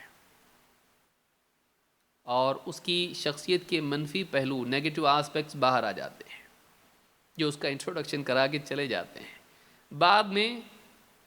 بعد میں پریشان ہو جاتا ہے اور افسوس کرتا رہ جاتا ہے، کیونکہ میں چھپاتا رہا اس چیز کو، لیکن یہ باہر آ گئی۔ تو اللہ کے نبی صلی اللہ علیہ وسلم فرماتے ہیں من کف غضبہ ستر اللہ عورتہ، جو اپنے غصے کو روک رکھتا ہے، اللہ تعالیٰ اس کے عیوب پر، اس کی کمیوں پر، اس کی خامیوں پر پردہ ڈالے رکھتا ہے۔ ومن کظم غیظا ولو شاء ان یمضیہ امضاہ، اور ایسا انسان جو غصہ پی جائے ایسے وقت میں کہ اگر چاہتا تو غصہ اتار سکتا تھا، بولنے کی طاقت تھی، کرنے کی قوت تھی، لیکن پھر بھی اس نے غصہ پی لیا۔ قدرت کے باوجود وہ ڈیمیج کر سکتا تھا الفاظ سے یا ہاتھ سے، لیکن نہیں کیا اس نے۔ ملأ اللہ قلبہ رضا یوم القیامہ، قیامت کے دن اللہ تعالیٰ اس کے دل کو رضا سے، رضامندی سے بھر دے گا، اس کو راضی کر دے گا، اتنا دے گا اللہ اس کو، اور ایسی اعلیٰ کیفیت اس کو دل میں عطا کرے گا کہ وہ راضی ہو جائے گا۔ اس کو امام الطبرانی نے اپنی کتاب الکبیر میں، المعجم الکبیر میں روایت کیا ہے۔ صحیح الجامع صغیر حدیث نمبر 176، حدیث حسن ہے۔ تو اس سے معلوم ہوتا ہے کہ غصے پر قابو پانا دنیا میں عزت کے بچانے کا ذریعہ ہے، اور آخرت میں اللہ رب العالمین کی رضا کو پانے کا ذریعہ ہے۔ اللہ تعالیٰ قرآن کریم میں فرماتا ہے وَإِذَا سَمِعُوا اللَّغْوَ أَعْرَضُوا عَنْهُ وَقَالُوا لَنَا أَعْمَالُنَا وَلَكُمْ أَعْمَالُكُمْ سَلَامٌ عَلَيْكُمْ لَا نَبْتَغِي الْجَاهِلِينَ۔ زندگی میں ایسا ہوگا، آپ کو لوگ آ کے اکسائیں گے، کبھی پڑوسی، کبھی جہاں آپ ہیں آس پاس کے لوگ، کوئی جاب کرنے والا ہے، کوئی رشتہ داریاں ہیں، مجلس میں جمع ہوئے، کبھی شادی بیاہ میں جمع ہوئے، کوئی نہ کوئی آپ کو ایسی بات کہہ دے گا جس سے آپ کو غصہ آئے گا۔ کبھی حجت بازی آپ سے کوئی کرے گا، ایسے معاملے میں، دین کے معاملے میں، کبھی دنیاوی معاملے میں، بحث مباحثہ بے وجہ کا، جس کا کوئی لینا دینا نہیں، آؤٹ پٹ نہیں ہے، جس میں کوئی فائدہ نہیں ہے، اور ایسے وقت میں آپ جذبات میں آ کے اس سے بحث کرنے لگ جاؤ گے، اور بات بڑھتے بڑھتے بدتمیزی پر آئے گی، کیونکہ آپ جاہل سے بحث کرو گے تو جہالت ہی دیکھنے ملے گی، اور جاہل سے بحث کرنے میں آپ کی بھی عزت کم ہوگی۔ ایک گھٹیا انسان، آپ اس سے الجھیں تو وہ گھٹیا پن پر اتر آتا ہے، اور آپ کو بھی اپنے ساتھ سیڑھیاں اتارنے پر مجبور کر دیتا ہے۔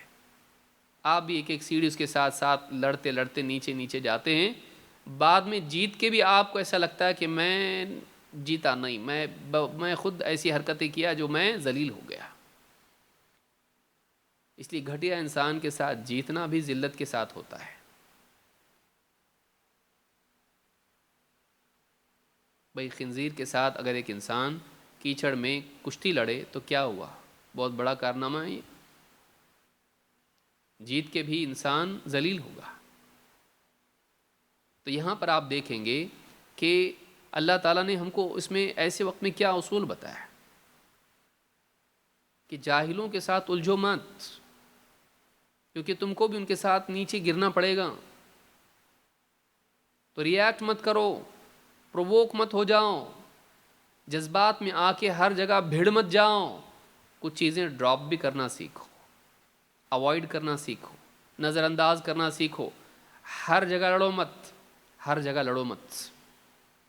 ہر جنگ لڑی نہیں جاتی ہے، کچھ جنگوں کو اوائڈ بھی کرنا پڑتا ہے، تبھی جا کے انسان واقعی اپنی گدی پر باقی رہتا ہے. جو ہر ایک سے لڑتا ہے وہ بے عزت ہوتا ہے. طاقت اصل یہی ہوتی ہے کہ آدمی ہر جگہ بھیڑتا نہیں ہے. مائک ٹائسن اگر گلی کوچے میں ہر چنو منو گڈو پھتو سے لڑنا لگے، اس کی عزت کم ہوتی.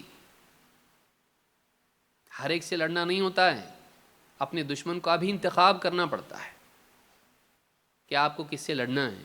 یہ نہیں کہ ہر آدمی آپ کو آ کے چیلنج کرے آپ لڑنے لگ گئے اس سے آپ کی عزت کم ہوتی. تو انسان کو چاہیے کہ انسان جذباتی نہ بنے، کہیں اوائڈ کرنا بھی سیکھے. آپ کسی بڑی مجلس میں گئے اور کوئی بدتمیز انسان آپ سے آ کے بحث کرنا شروع کر دیا اور آپ بھی اس سے تو میں کر لی اور لوگ دیکھ رہے ہیں، یہ تو گدھا ہے ہی. آپ بھی اس کے راستے پر چلنے لگے، آپ بھی اس کی طرح گھٹیا باتیں کرنے لگے. وہ آپ سے بدتمیزی کر رہا ہے، آپ بھی اس سے بدتمیزی کرنے لگے. پھر ساری بحث ختم ہونے کے بعد میں آپ کو خود احساس ہوتا ہے کہ میں نے اس سے الجھنا ہی نہیں چاہیے تھا. آپ کا دل بجھ جاتا ہے. سب لوگوں کے سامنے آپ کی فضیلت ہوتی ہے، آپ کا اصلی چہرہ لوگوں کے سامنے آتا ہے، حالانکہ وہ اصلی چہرہ نہیں ہے، لیکن آپ کی بشریت ہے، وہ آپ کی انسانیت ہے، وہ ویکنس تھی آپ کے اندر، وہ باہر آ گئی. اس نے آپ کا بٹن دبایا اور وہ ہار کے بھی خوش ہو رہا ہے. دیکھو میں تو گھٹیا ہوں، آپ بھی گھٹیا بہت بڑے بنتے نا. ہاں دیکھو آپ کا اصلی چہرہ باہر لایا میں. آپ کو ندامت ہوتی، کیوں میں اس کے ساتھ کیوں الجھا. اس کی عزت تو نہیں تھی، آپ کی تھی. اس سے الجھنے کی وجہ سے آپ کی عزت کم ہوئی. اس نے کچھ نہیں کھویا، اس نے پایا کہ اس نے آپ کو ذلیل کر دیا، اور وہ چاہتا بھی یہی تھا. سوچئے ایسا آپ کو سماج میں ہمیشہ ملے گا. اللہ تعالیٰ نے فرمایا وَإِذَا سَمِعُوا اللَّغْوَ أَعْرَضُوا عَنْهُ.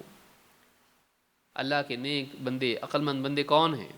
جب وہ بےہودہ چیز کو سنتے ہیں اس کو اوائڈ کرتے ہیں، انوالو نہیں ہوتے، ریاکٹ نہیں کرتے. وَقَالُوا لَنَا أَعْمَالُنَا وَلَكُمْ أَعْمَالُكُمْ. صاف کہہ دیتے ہیں کہ بھائی ہمارے لیے ہمارا عمل ہے، تمہارے لیے تمہارا عمل. ہمارے لیے ہمارا طریقہ ہے جینے کا، تمہارے لیے تمہارا طریقہ ہے جینے کا. ہم تمہارے طریقے پہ نہیں چل سکتے، ہمارا اپنا ایک وے آف لائف ہے. ہم اس کو چھوڑ کے تم کو امیٹیٹ نہیں کر سکتے، تمہاری نقالی نہیں کر سکتے کہ جس ڈگر پر تم چل رہے ہو ہم بھی اس پر چلنے لگ جائیں. تم گھٹیا پن سے جی رہے تو ہم بھی گھٹیا بن جائیں تمہارے ساتھ لڑ کے. نہیں کر سکتے ہم ایسا. سلام علیکم، سلام علیکم، تم پر سلامتی ہو. لا نبتغی الجاہلین، ہم جاہلوں سے نہیں الجھتے. کبھی زبان سے کہتے ہیں، کبھی زبان سے نہیں کہتے ہیں، اپنے عمل سے کہتے ہیں. ان کا عمل خود بتاتا ہے کہ یہ ایسا انسان ہے کہ جاہل کی جہالت میں جہالت نہیں کرتا ہے، جاہل کے جواب میں جہالت نہیں کرتا ہے. یہ جاہلوں سے الجھنے والا انسان نہیں ہے. اس کا بٹن اس کے اپنے ہاتھ میں ہے، کسی اور کے ہاتھ میں اس کا ریموٹ کنٹرول نہیں ہے. ہم میں سے بہت سارے لوگوں کا حال یہ ہوتا ہے کہ ہمارا ریموٹ کنٹرول ہمارے دشمن کے ہاتھ میں ہوتا ہے. اس سے زیادہ کمزوری کیا ہو سکتی ہے؟ اس سے زیادہ آدمی خطرے میں کہاں ہو سکتا ہے کہ آپ کا ریموٹ کنٹرول آپ کے دشمن کے ہاتھ میں ہو. وہ بٹن دباتا آپ ریاکٹ کرتے، وہ بٹن دباتا آپ ریاکٹ کرتے ہیں. اس سے لیجئے، اپنے ہاتھ میں اپنا ریموٹ رکھیے. ریاکٹیو نہ بنے آپ سوچ سمجھ کے قدم اٹھانے والے بنے. اور اس کے لیے کیا ہوتا ہے؟ تھوڑا ٹھہرنا پڑتا، تھوڑا رکنا. صبر اگر نہیں ہے، سیلف کنٹرول اگر نہیں ہے، ریسٹرینٹ اگر جس کو آپ کہتے ہیں نہیں ہے، اپنے آپ پر قابو اگر نہیں ہے، تو ایسا انسان ہمیشہ ندامت ہی اٹھاتا رہتا ہے. اللہ تعالیٰ فرماتا ہے فَاصْدَعْ بِمَا تُؤْمَرْ. اس میں اللہ کے حوالے کرنا بھی ایک بہت بڑا طریقہ ہے جس سے انسان قابو میں رہتا ہے. کبھی کبھی ایسا لگتا ہے ہمارا دشمن ہم پر غالب آ رہا ہے، کچھ نہیں کریں گے نقصان ہوگا. اللہ کے حوالے کیجئے، اللہ بھی تو ہے نا. کوئی آپ کا مذاق اڑا رہا ہے، آپ کی غریبی کا مذاق اڑا رہا ہے، آپ کی کم علمی کا مذاق اڑا رہا ہے، آپ کے کپڑوں کا، آپ کے عہدے کا، آپ کی کسی اور چیز کا، آپ کے گھر کا مذاق اڑا رہا ہے، کسی نہ کسی کمی کا آپ کے مذاق اڑا رہا ہے، آپ کو دکھ ہوتا ہے، آپ اس کا مذاق اڑانے لگتے ہیں، اور آخر میں آپ کو لگتا ہے کہ اس کی طرح میں بھی گھٹیا ہو گیا. نہیں، آپ اللہ کے حوالے کیجئے، کوئی بات نہیں. ہم غریبی صحیح، ہم اللہ کے حوالے اس کو کرتے ہیں، اللہ تعالیٰ جواب دے گا. اللہ بہتر فیصلہ کرنے والا ہے. کبھی دل دکھتا ہے اور انسان چیختا ہے، چلاتا ہے، لیکن فائدہ نہیں ہوتا ہے. کبھی اللہ کے حوالے بھی کرنا چاہیے. فاصدع بما تؤمر، اے نبی جو کچھ آپ کو حکم دیا گیا ہے اس کو صاف صاف پہنچا دیجئے. وَأَعْرِضْ عَنِ الْمُشْرِكِينَ، اور آپ کے جو مخالف مشرک ہیں ان کو اوائڈ کیجئے، الجھیے مت ان سے. اِنَّا كَفَيْنَاكَ الْمُسْتَهْزِئِينَ، جو لوگ آپ کا مذاق اڑاتے ہیں آپ کی طرف سے ہم ان کے لیے کافی ہیں. جو لوگ آپ کا مذاق اڑاتے ہیں ہم آپ کی طرف سے ان کے لیے کافی ہیں، ان کو صحیح انجام تک ہم پہنچائیں گے. آپ ان کے مذاق کا جواب مت دیجیے. کہاں آپ اور کہاں وہ. آپ کا اخلاق اتنا اونچا ہے، یہ گھٹیا لوگ ہیں. وہ گھٹیا پن کریں، آپ کا مذاق اڑائیں، کھلی اڑائیں، آپ کی بےہودہ حرکتیں کریں، آپ اس کے جواب میں ویسا ہی کریں. نہیں کر سکتے آپ ایسا. آپ کی اپنی شان ہے. مومن بھی نبی کے راستے پر چلتا ہے، اس کا اپنا ایک وقار ہے، اس کی اپنی ایک شخصیت ہے، اس کا اپنا ایک کردار ہے، اس کا اپنا ایک کیریکٹر ہے، اس کے پرنسپلز ہیں، اس کے ویلیوز ہیں. وہ دوسروں کی طرح نہیں ہو سکتا ہے کہ دوسرے اگر اس کا مذاق اڑا رہے ہیں، گھٹیا پن پر اتر آ رہے ہیں تو وہ بھی ویسے کرنے لگے. نہیں کر سکتا. وہ اپنے راستے پر چلتا ہے، دوسروں کے نہیں. وہ چاہے کتنی دعوت دیں اس راستے پر نہیں جاتا ہے جو تباہی اور بربادی کا ہے. وہ اپنے طریقے سے اپنا مسئلہ حل کرتا ہے، دوسروں کی طرح نہیں. ان کے راستے پر نہیں چلتا ہے. تو وہ اپنے راستے پر خود چلتا ہے، دوسروں کے راستے پر نہیں. ابن قیم رحمۃ اللہ علیہ فرماتے اوثق غضبک بسلسلۃ الحلم فإنہ کلب ان افلت اتلف. اپنی کتاب الفوائد میں کہتے ہیں اپنے غصے کو برداشت کی زنجیر سے قابو میں رکھ. اپنے غصے کو برداشت کی زنجیر سے باندھے رکھ، اس لیے کہ وہ کتے کی طرح ہیں. اگر اس کو کھلا چھوڑ دے گا سب کچھ تباہ کر دے گا. غصہ زندگیوں کو برباد کر دیتا ہے. غصے کے کچھ لمحات انسان کی زندگی کے پورے مستقبل کو خراب کر دیتے ہیں، ماضی کے تعلقات کو ختم کر دیتے ہیں. سالوں کی دوستیاں ختم ہوتی ہیں ایک جملے سے، اور سالوں کی خیر برباد ہوتی ہے ایک جملے سے، ایک قدم سے. غصے میں قدم نہیں اٹھانا، غصے میں برداشت کرنا، سوچ سمجھ کے قدم اٹھانا. ابن حبان رحمۃ اللہ علیہ فرماتے ہیں والغضب بذر الندم، غصہ افسوس اور ندامت کا بیج ہے. فالمرء على ترکه قبل ان یغضب اقدر على اصلاح ما افسد به بعد الغضب. آدمی اپنے غصے پر فالمرء على ترکه قبل ان یغضب، غصہ آنے سے پہلے آدمی، غصہ اتارنے سے پہلے غصے کو قابو کرنے پر آدمی زیادہ قابو رکھتا ہے، زیادہ قادر ہوتا ہے. لیکن غصہ اتارنے کے بعد جو نقصان ہو جاتا ہے اس کی بھرپائی اس کے قابو میں نہیں ہوتی ہے. آدمی غصہ آیا، غصہ اتارنے سے پہلے کنٹرول کر سکتا ہے اس کو، لیکن غصہ اتارنے کے بعد جو نقصان ہو جاتا ہے پھر اس کے بعد کوئی چیز اس کے کنٹرول میں نہیں رہتی ہے. نقصان ہو جاتا ہے اور وہ کچھ کر نہیں سکتا ہے. تو یاد رکھیں کامیاب زندگی کے اصولوں میں سے ایک اہم ترین اصول یہ بھی ہے کہ آپ کی گفتار اور آپ کا کردار صحیح ہونا چاہیے، بلکہ آپ کے الفاظ اور آپ کے اقدام آپ کے کنٹرول میں ہونا چاہیے. کوئی آئے اور آپ سے کچھ بھی کروا کے چلا جائے، آپ کو غصہ دلا کے، اور آپ کچھ بھی بول دیں جیسا وہ چاہتا تھا، یا آپ کچھ کر گزریں جیسا وہ چاہتا تھا، یہ صحیح نہیں ہے. آپ کو اپنے اوپر قابو رکھنا چاہیے.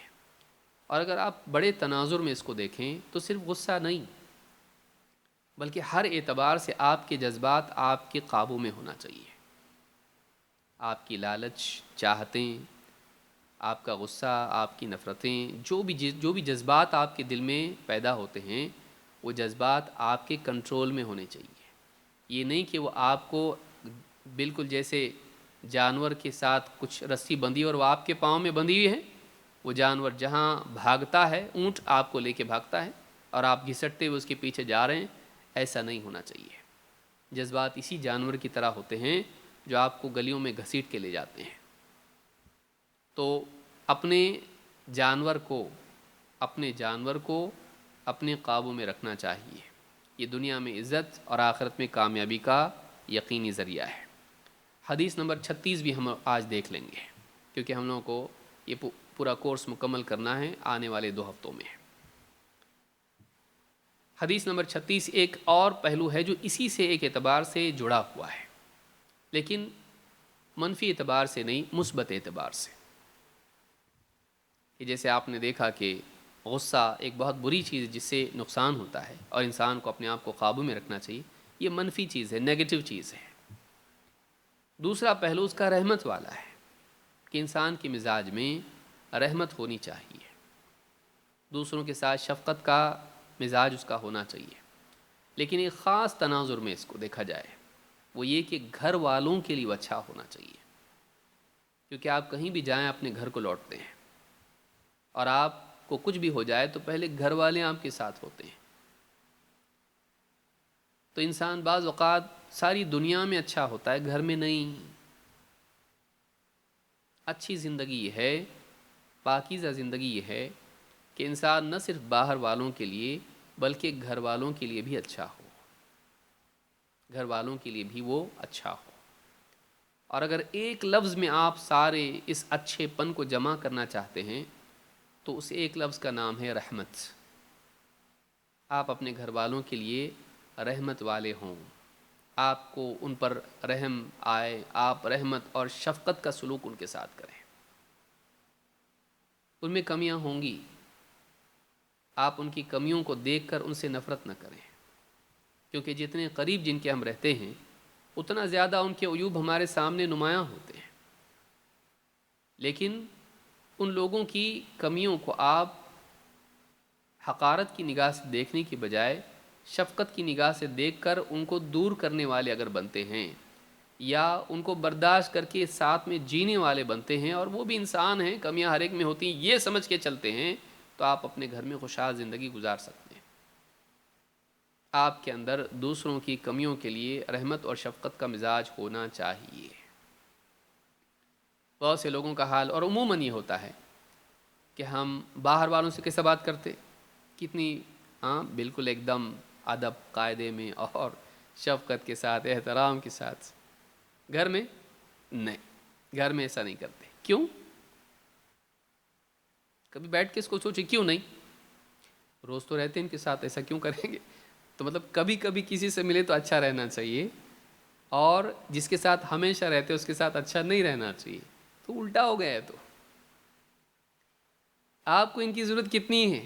کبھی کبھی ملے اس سے، کچھ ملنا ہے بھی نہیں اس سے، بعض اوقات تو کچھ ملتا بھی نہیں. کوئی آدمی کوئی بس میں مل گیا، عورت کو عورت ملی، آدمی کو آدمی ملا، بات کر رہے ہیں آپس میں، کتنے اچھے سے بات کرتے ہیں، اور کیسے ٹھیک ٹھاک ایک دم مسکرا کے بات کریں گے، اخلاق سے بات کریں گے. ایسی کوئی بات نہیں کریں گے جس سے اس کو ہرٹ ہو،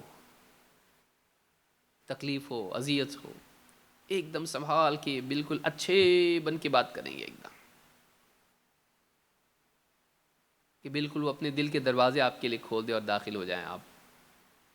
گھر والے ان کو کیا امپریس کرنا ہے بھائی؟ ان کو کیوں امپریس کریں ہم؟ کیوں نہیں؟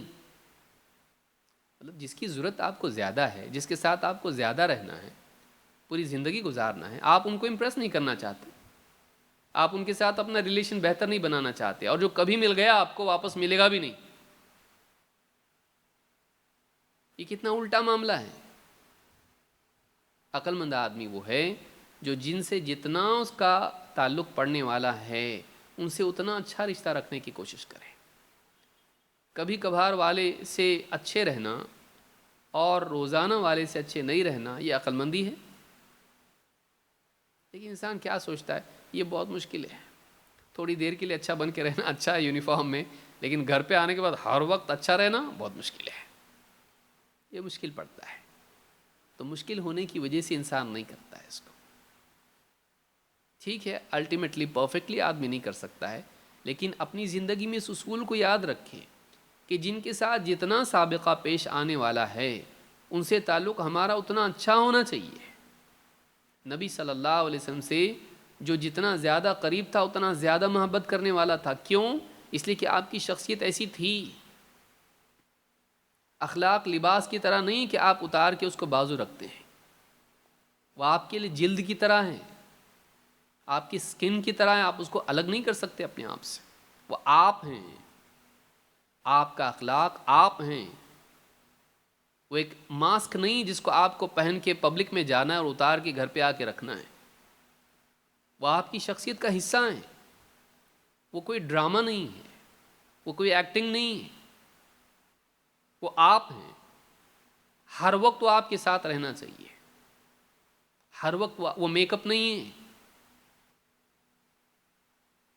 کہ باہر کچھ اور گھر پہ کچھ، وہ آپ ہیں، اخلاق آپ کی شخصیت ہے۔ تو جب باہر آپ آئے تو گھر میں کیوں نہیں، گھر میں بھی ہونا چاہیے، بلکہ گھر والوں کے ساتھ زیادہ ہونا چاہیے۔ یہ بہت اہم نقطہ ہے جس کو ہم اکثر بھول جاتے ہیں، یاد ہی نہیں رکھتے، بس بلکہ بہت ساروں کو تو معلوم ہی نہیں ہے، کبھی سوچے ہی نہیں اس کے اوپر۔ اللہ کے نبی صلی اللہ علیہ وسلم فرماتے ہیں خیرکم خیرکم لأہلہ، تمہیں سب سے اچھے لوگ وہ ہیں جو گھر والوں کے لیے اچھے ہوں۔ دیکھیے قانون ہی بدل گیا بالکل۔ امام ترمذی ابن ماجہ نے اس کو روایت کیا ہے۔ تمہیں اچھے کون ہیں؟ جو باہر والوں کے لیے بہت اچھے ہوں؟ نہیں، جو گھر والوں کے لیے اچھے ہوں، کیونکہ آپ کے سکھ دکھ کے یہی لوگ ساتھی ہیں۔ فیس بک والا کوئی مرے تو آئے گا بھی نہیں، خالی انا للہ و انا الیہ راجعون بول کے چھوڑ دے گا، وہ بھی ایک دم اچھا پوسٹر بنا کے ڈالے گا آپ کے مرنے کا، لیکن جنازے میں نہیں آئے گا۔ دوا خانے میں آپ کے لیے رکے گا نہیں۔ وہ کسی نے فوٹو بھیجا تھا، دیکھو ان کا حال، ان کی اتنے ہزار فالوور تھے فیس بک پہ، اتنے سبسکرائبر تھے، لیکن دوا خانے میں آج ہیں ایڈمٹ تو دیکھو بیوی اور بچہ ہی بیٹھے ہوئے ہیں، کوئی بھی نہیں آیا۔ Social life social life social life, social media پر جو رشتے ہمارے ہیں، ٹھیک ہے بنا نہیں ہے جو شریعت کے حدود میں ہوں، لیکن یہ کیا رشتے ہیں؟ جو واقعی رشتے ہمارے ہیں ہم ان کو نبھاتے ہیں کیا؟ اس کو کتنا نبھا رہے ہیں؟ کسی نے کوئی اچھا فوٹو ڈال دیا سوشل میڈیا پر، ہم لائک کرنا اپنا دینی فریضہ سمجھتے ہیں، لیکن خود ہماری اولاد اگر کوئی اچھا کام کرے ہم ان کو سراہنے کے دو کلمات نہیں بول سکتے، اور ان کو زیادہ ڈی موٹیویٹ کرنے والی بات بولتے ہیں۔ جیسے اگر بچہ قرآن پڑھتا ہوا دکھائی دے گھر میں، بجائے اس کے کہ ہم اس کو بولیں ماشاء اللہ بہت اچھی بات ہے، اللہ تعالیٰ برکت دے، میرا بچہ قرآن پڑھ رہا ہے، آپ بولیں آج پڑھ رہا، ایک دن کا جوش مت دکھا، بہت معلوم ہے کچھ چاہیے کہ تیرے کو، کیوں ڈرامہ کیوں کر رہا ہے، کچھ چاہیے میرے سامنے نیک بننے کی کوشش کر رہا ہے۔ وہ بچہ واقعی سچے دل سے بھی کر رہا ہوگا تو ان کو تو کچھ فائدہ ہی نہیں، چھوڑ دو، پڑھ کے بھی بے عزتی ہے، یہاں پر نہیں کرے گا وہ۔ سوشل دنیا، اور وہاں اگر کسی کو دیکھیں کوئی بچہ ہاں ڈالا کسی نے اپنے بارے میں، ماشاء اللہ اللہ آپ کو نیک توفیق دے، وہ یہ کرے وہ کرے وہ کرے، ان کے سامنے ہم فرشتے بن جاتے ہیں، اولیاء بن جاتے ہیں، اللہ کے ولی۔ گھر پہ فرعون والی زندگی، اصل زندگی گھر کی ہے۔ تم میں بہترین شخص وہ ہے، اچھا شخص وہ ہے، اچھا انسان وہ ہے جو گھر والوں کے لیے اچھا ہو۔ یہ لٹمس ٹیسٹ ہے۔ آپ اپنی سہیلیوں کے درمیان کتنی پسندیدہ شخصیت ہیں، کوئی بھی ویلیو نہیں اس کی۔ واقعی آپ گھر میں کیا ہیں؟ شوہر کے لیے کیا ہیں؟ اولاد کے لیے کیا ہیں؟ ساس سسر کے لیے کیا ہیں؟ اپنے جتنے قریبی لوگ ہیں آپ ان کے لیے کیا ہیں؟ گھر کی زندگی میں آپ کیسے ہیں؟ آج کے دور میں اخلاق ایک بس فارمیلٹی بن کے رہ گیا ہے، وہ ایک ٹیکٹکس ہے لوگوں سے ریلیشنز برقرار رکھنے کی۔ اخلاق ٹیکٹکس کا نام نہیں ہے، اور کتابیں بھی ایسی آتی ہیں آج کل، ان سے ایسا کرنا، ان سے ویسا کرنا، تو وہ بات مانتے ہیں، اور ان کو منوانا ہو تو یوں کرنا۔ ٹیکٹکس، اخلاق ٹیکٹکس کا نام نہیں ہے، وہ ٹپس اینڈ ٹرکس نہیں ہے۔ اخلاق آپ کی شخصیت ہے، who you are، آپ کیا ہو، وہ آپ سے جدا نہیں ہو سکتا۔ وہ ٹرک نہیں ہے لوگوں کو بیوقوف بنانے کی،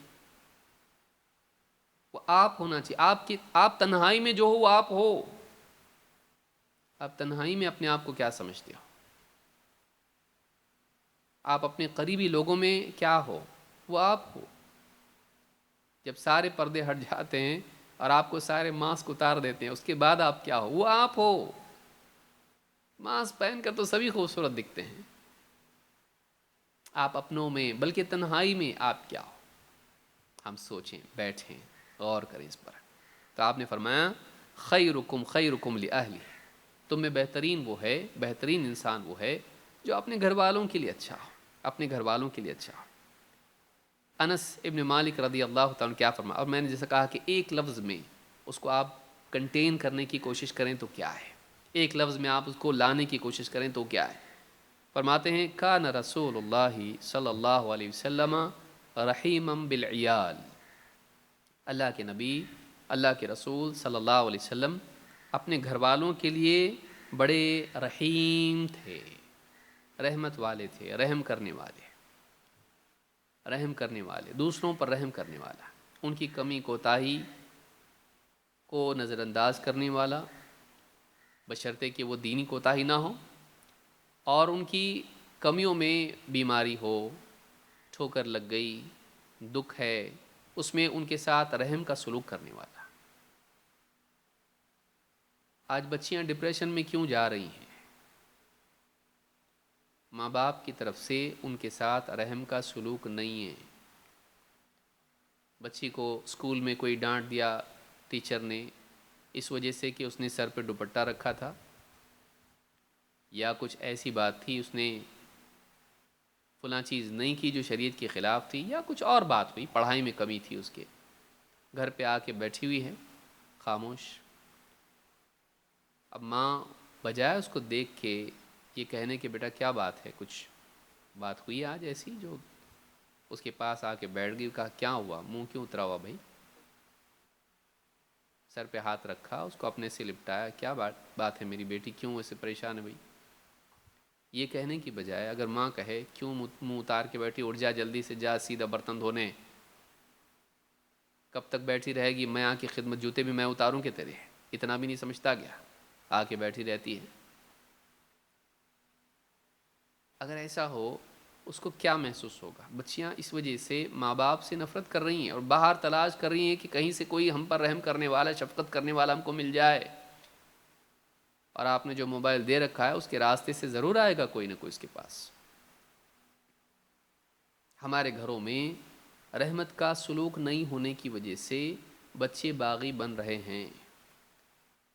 یا تو لوگ ایسے ہیں کہ ایسے نرم ہیں کہ بچہ بے حیائی کریں بچیاں، یا بچہ گناہ کریں، بے دینی کا شکار ہو جائے، تبھی بھی کچھ نہیں بولتے ہیں، بچہ ہی ہے، پیار اتنا زیادہ ہے، دل نہیں توڑنا چاہیے، آزاد ہیں، ان کی مرضی، اتنے زیادہ لاڑ پیار والے کہ ان کو کچھ لائق نہیں بنایا، یا پھر اتنے زیادہ سخت ہیں کہ ان کے جذبات کی کوئی رعایت نہیں۔ یہ دونوں غلط ہیں۔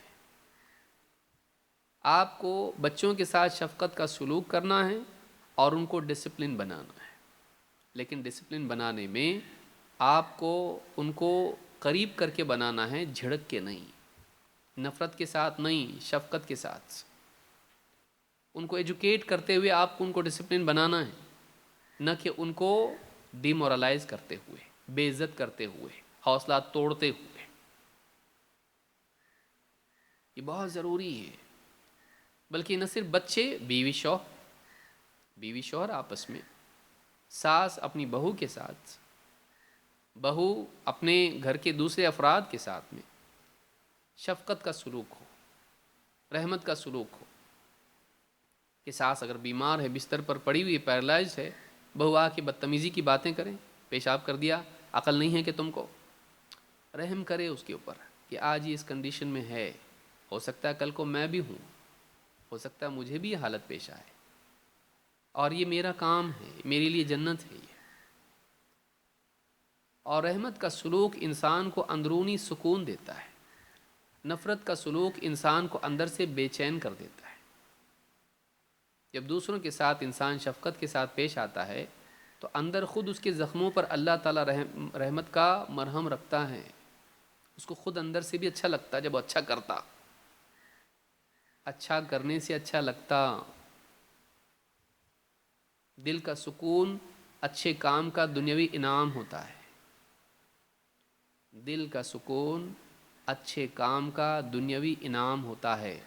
فَلَنُحْيِيَنَّهُ حَيَاةً طَيِّبَةً، ہم دنیا میں ان کو حیات طیبہ دیتے ہیں جو ایمان و عمل کا اہتمام کرتے ہیں، اچھے کام کرتے ہیں، تو ان کو دنیا میں ہم سکون بھی دیتے ہیں دل کا۔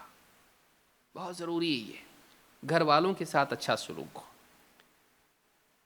مردوں کے لیے کیا کہا؟ خیارکم خیارکم لنسائہم، تم میں سے بہتر وہ لوگ ہیں جو اپنی بیویوں کے لیے بہتر ہو۔ مرد ہے تو بیوی کے ساتھ اچھا سلوک کرے۔ کیوں بیویوں کے بارے میں کیوں کہا گیا؟ شوہر کے لیے، کیونکہ شوہر اکثر ظلم کرتا ہے اپنی پوزیشن کی وجہ سے، اور فائنینشیل پاور جو اس کے پاس ہوتا ہے اس کی وجہ سے عورت کو ہمیشہ اپنا محتاج سمجھ کے غلام بنا کے ذلیل کرتا ہے۔ لیکن یہ ساری اتھارٹی ہونے کے باوجود، سماج میں مقام اس کا بیوی کے اوپر ہونے کے باوجود، بیوی اس کے محتاج ہونے کے باوجود بھی اگر وہ بیوی کے ساتھ اچھا سلوک کرے تو ایسا آدمی اچھا ہے کہ اس نے بیوی کی محتاجی کی وجہ سے، بیوی کی ماتحتی کی وجہ سے اس کو ذلیل نہیں کیا۔ میں بڑا ہوں، میں پاورفل ہوں، تو میری محتاج ہے، تو مجھ پر ڈیپینڈنٹ ہے، اور ذلیل کر رہا وہ، ایسا آدمی کبھی اچھا نہیں ہو سکتا ہے۔ وہ باہر بھی وہی کرے گا کہ جب اس کے ہاتھ میں پاور آئے گا تو فرعون بنے گا۔ لیکن پاور آنے کے باوجود، اتھارٹی آنے کے باوجود، اور یہ مینٹالٹی ہے، پھر چاہے بیوی شوہر کا معاملہ ہو یا کہیں بھی ادارے کا معاملہ ہو، جب اس کے ہاتھ میں پاور ہوتا ہے، اتھارٹی ہوتی ہے، پوزیشن ہوتی ہے، اس کے باوجود وہ اپنے ماتحتوں سے اچھا رہتا ہے، تو یہ اس بات کی علامت ہے کہ وہ انسان اچھا ہے، اس کو پاور نے کرپٹ نہیں کیا، اس کو طاقت نے بگاڑا نہیں، اقتدار نے اس کو بگاڑا نہیں۔ تو اچھا انسان وہ ہے جو اپنے ماتحتوں کے ساتھ اچھا ہو۔ اللہ تعالیٰ نے فرمایا وعاشرہن بالمعروف فإن کرہتموہن فعسى ان تکرہوا شیئا ویجعل اللہ فیہ خیرا کثیرا، اپنی بیویوں کے ساتھ اچھا سلوک کرو، اور اگر ان کی کوئی بات تمہیں ناپسند ہو، ان میں کوئی کمی ہو، فعسى ان تکرہوا شیئا ویجعل اللہ فیہ خیرا کثیرا، تو بہت ممکن ہے کوئی چیز تمہیں پسند نہ ہو، لیکن اللہ تعالیٰ نے تمہارے لیے اس میں بھلائی رکھ دی ہو۔ ایسا ہوتا ہے کہ طبعاً کوئی چیز بائی نیچر تم کو پسند نہیں ہوتی ہے، لیکن تمہارے لیے اس میں بھلائی ہوتی ہے، جیسے دوائی کا معاملہ ہے۔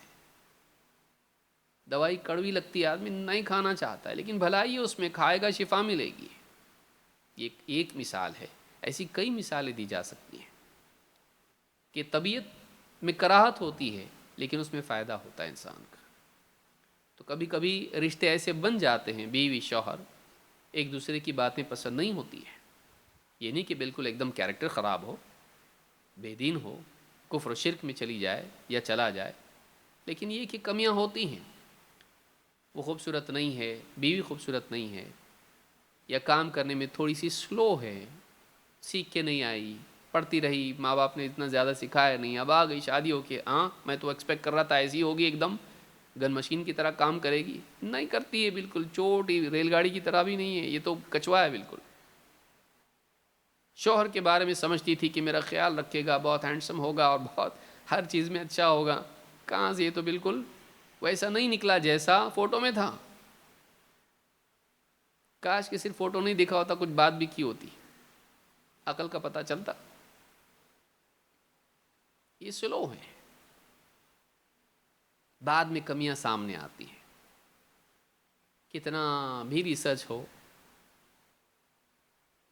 نکاح کے بعد 4 مہینے تک ایکچولی ریسرچ سامنے آتی ہے، سمجھ میں آتا ہے اس میں یہ کمی ہے، یہ کمی، یہ کمی ہے، اور کس میں کمی نہیں ہے.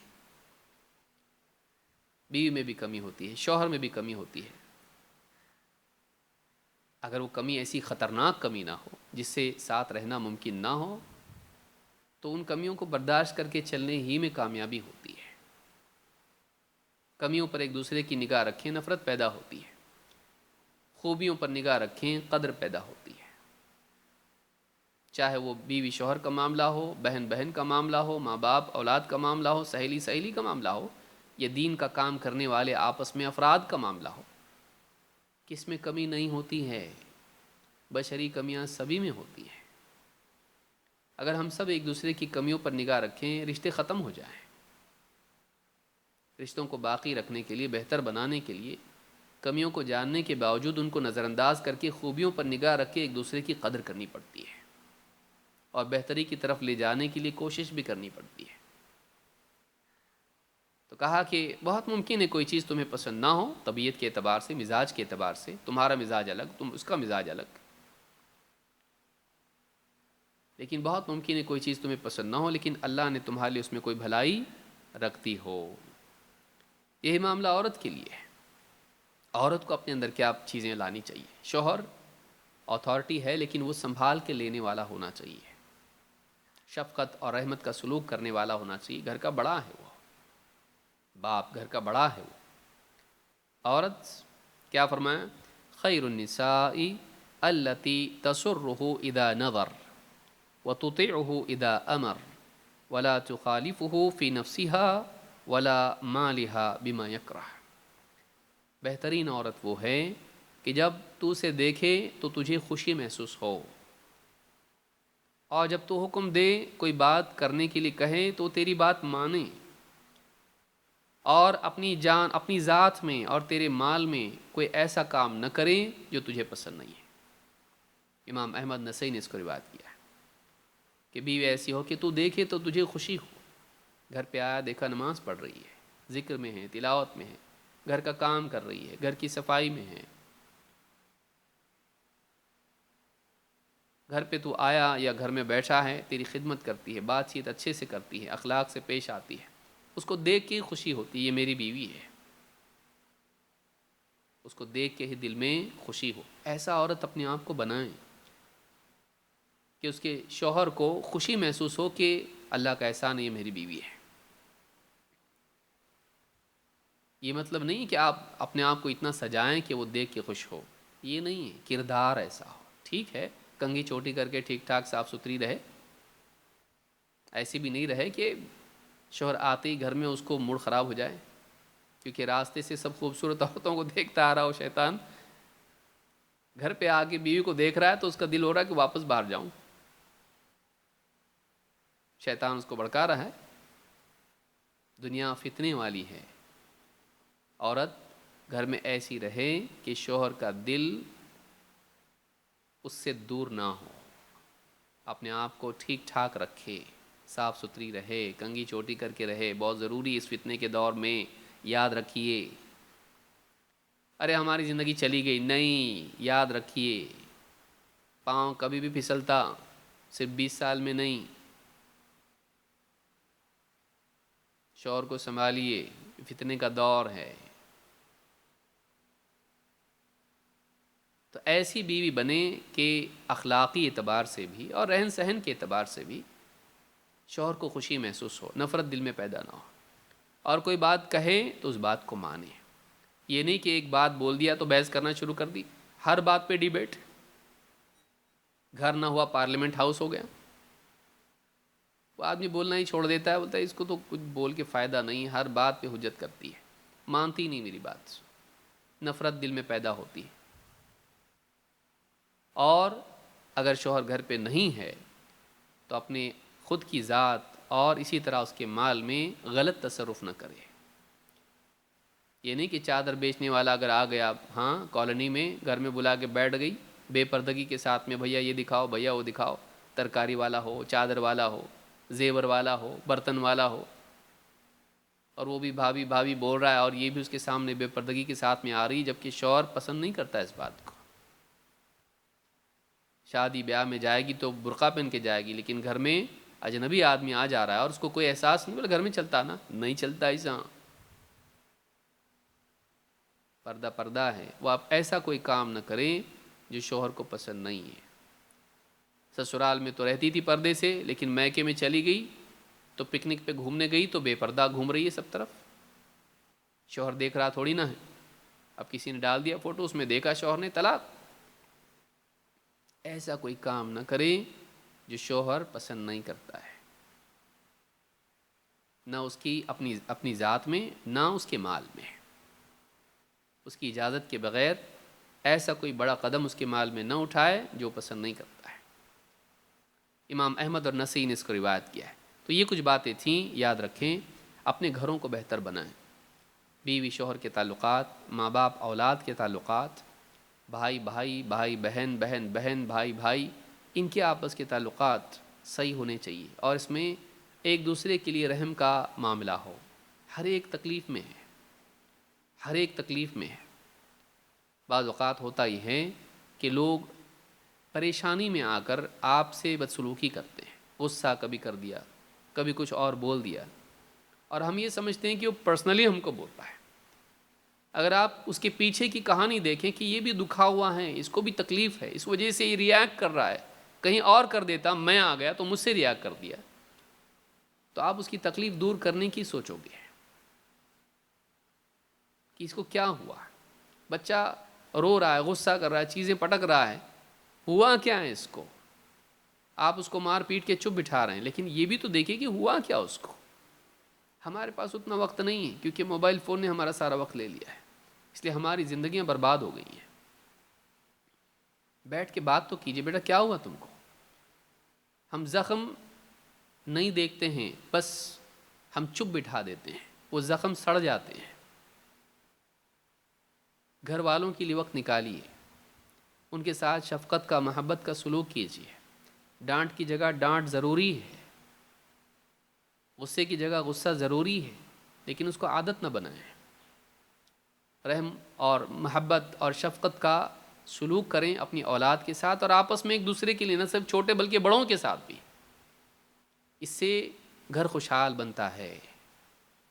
تو گھر والوں کے ساتھ اچھا رہنا، یہ بھی ایک بہت بڑا اصول ہے۔ یہ نہیں کہ باہر ساری دنیا میں ہم فرشتہ ہوں اور گھر میں شیطان، ایسا نہیں۔ گھر میں ہم اچھے رہیں، کیونکہ یہ زیادہ تر ہمارا تعلق گھر والوں سے ہوتا ہے۔ کتنی افسوس کی چیز ہے کہ دنیا ہماری تعریف کر، گھر والے بھائی تم کو نہیں معلوم یہ کیا ہے، بتائیے اس سے بڑھ کے بدقسمتی کیا ہو سکتی انسان کے لیے۔ بلکہ انسان ایسا بنے کہ باہر والے اگر محبت آپ سے کرتے ہیں، گھر والے آپ سے زیادہ محبت کریں، کہ آپ کو نہیں معلوم اور خوبیاں بھی ہیں، بتائیے۔ یہ ہماری زندگی ہونا چاہیے۔ اللہ تعالیٰ اس سب کی توفیق عطا فرمائے، اور ہم سب کو دین کا علم حاصل کرنے اور اس کے مطابق جینے اور اپنی زندگیوں کو بہتر بنانے کی توفیق عطا فرمائے۔ اقول ھذا واستغفر اللہ لی ولکم۔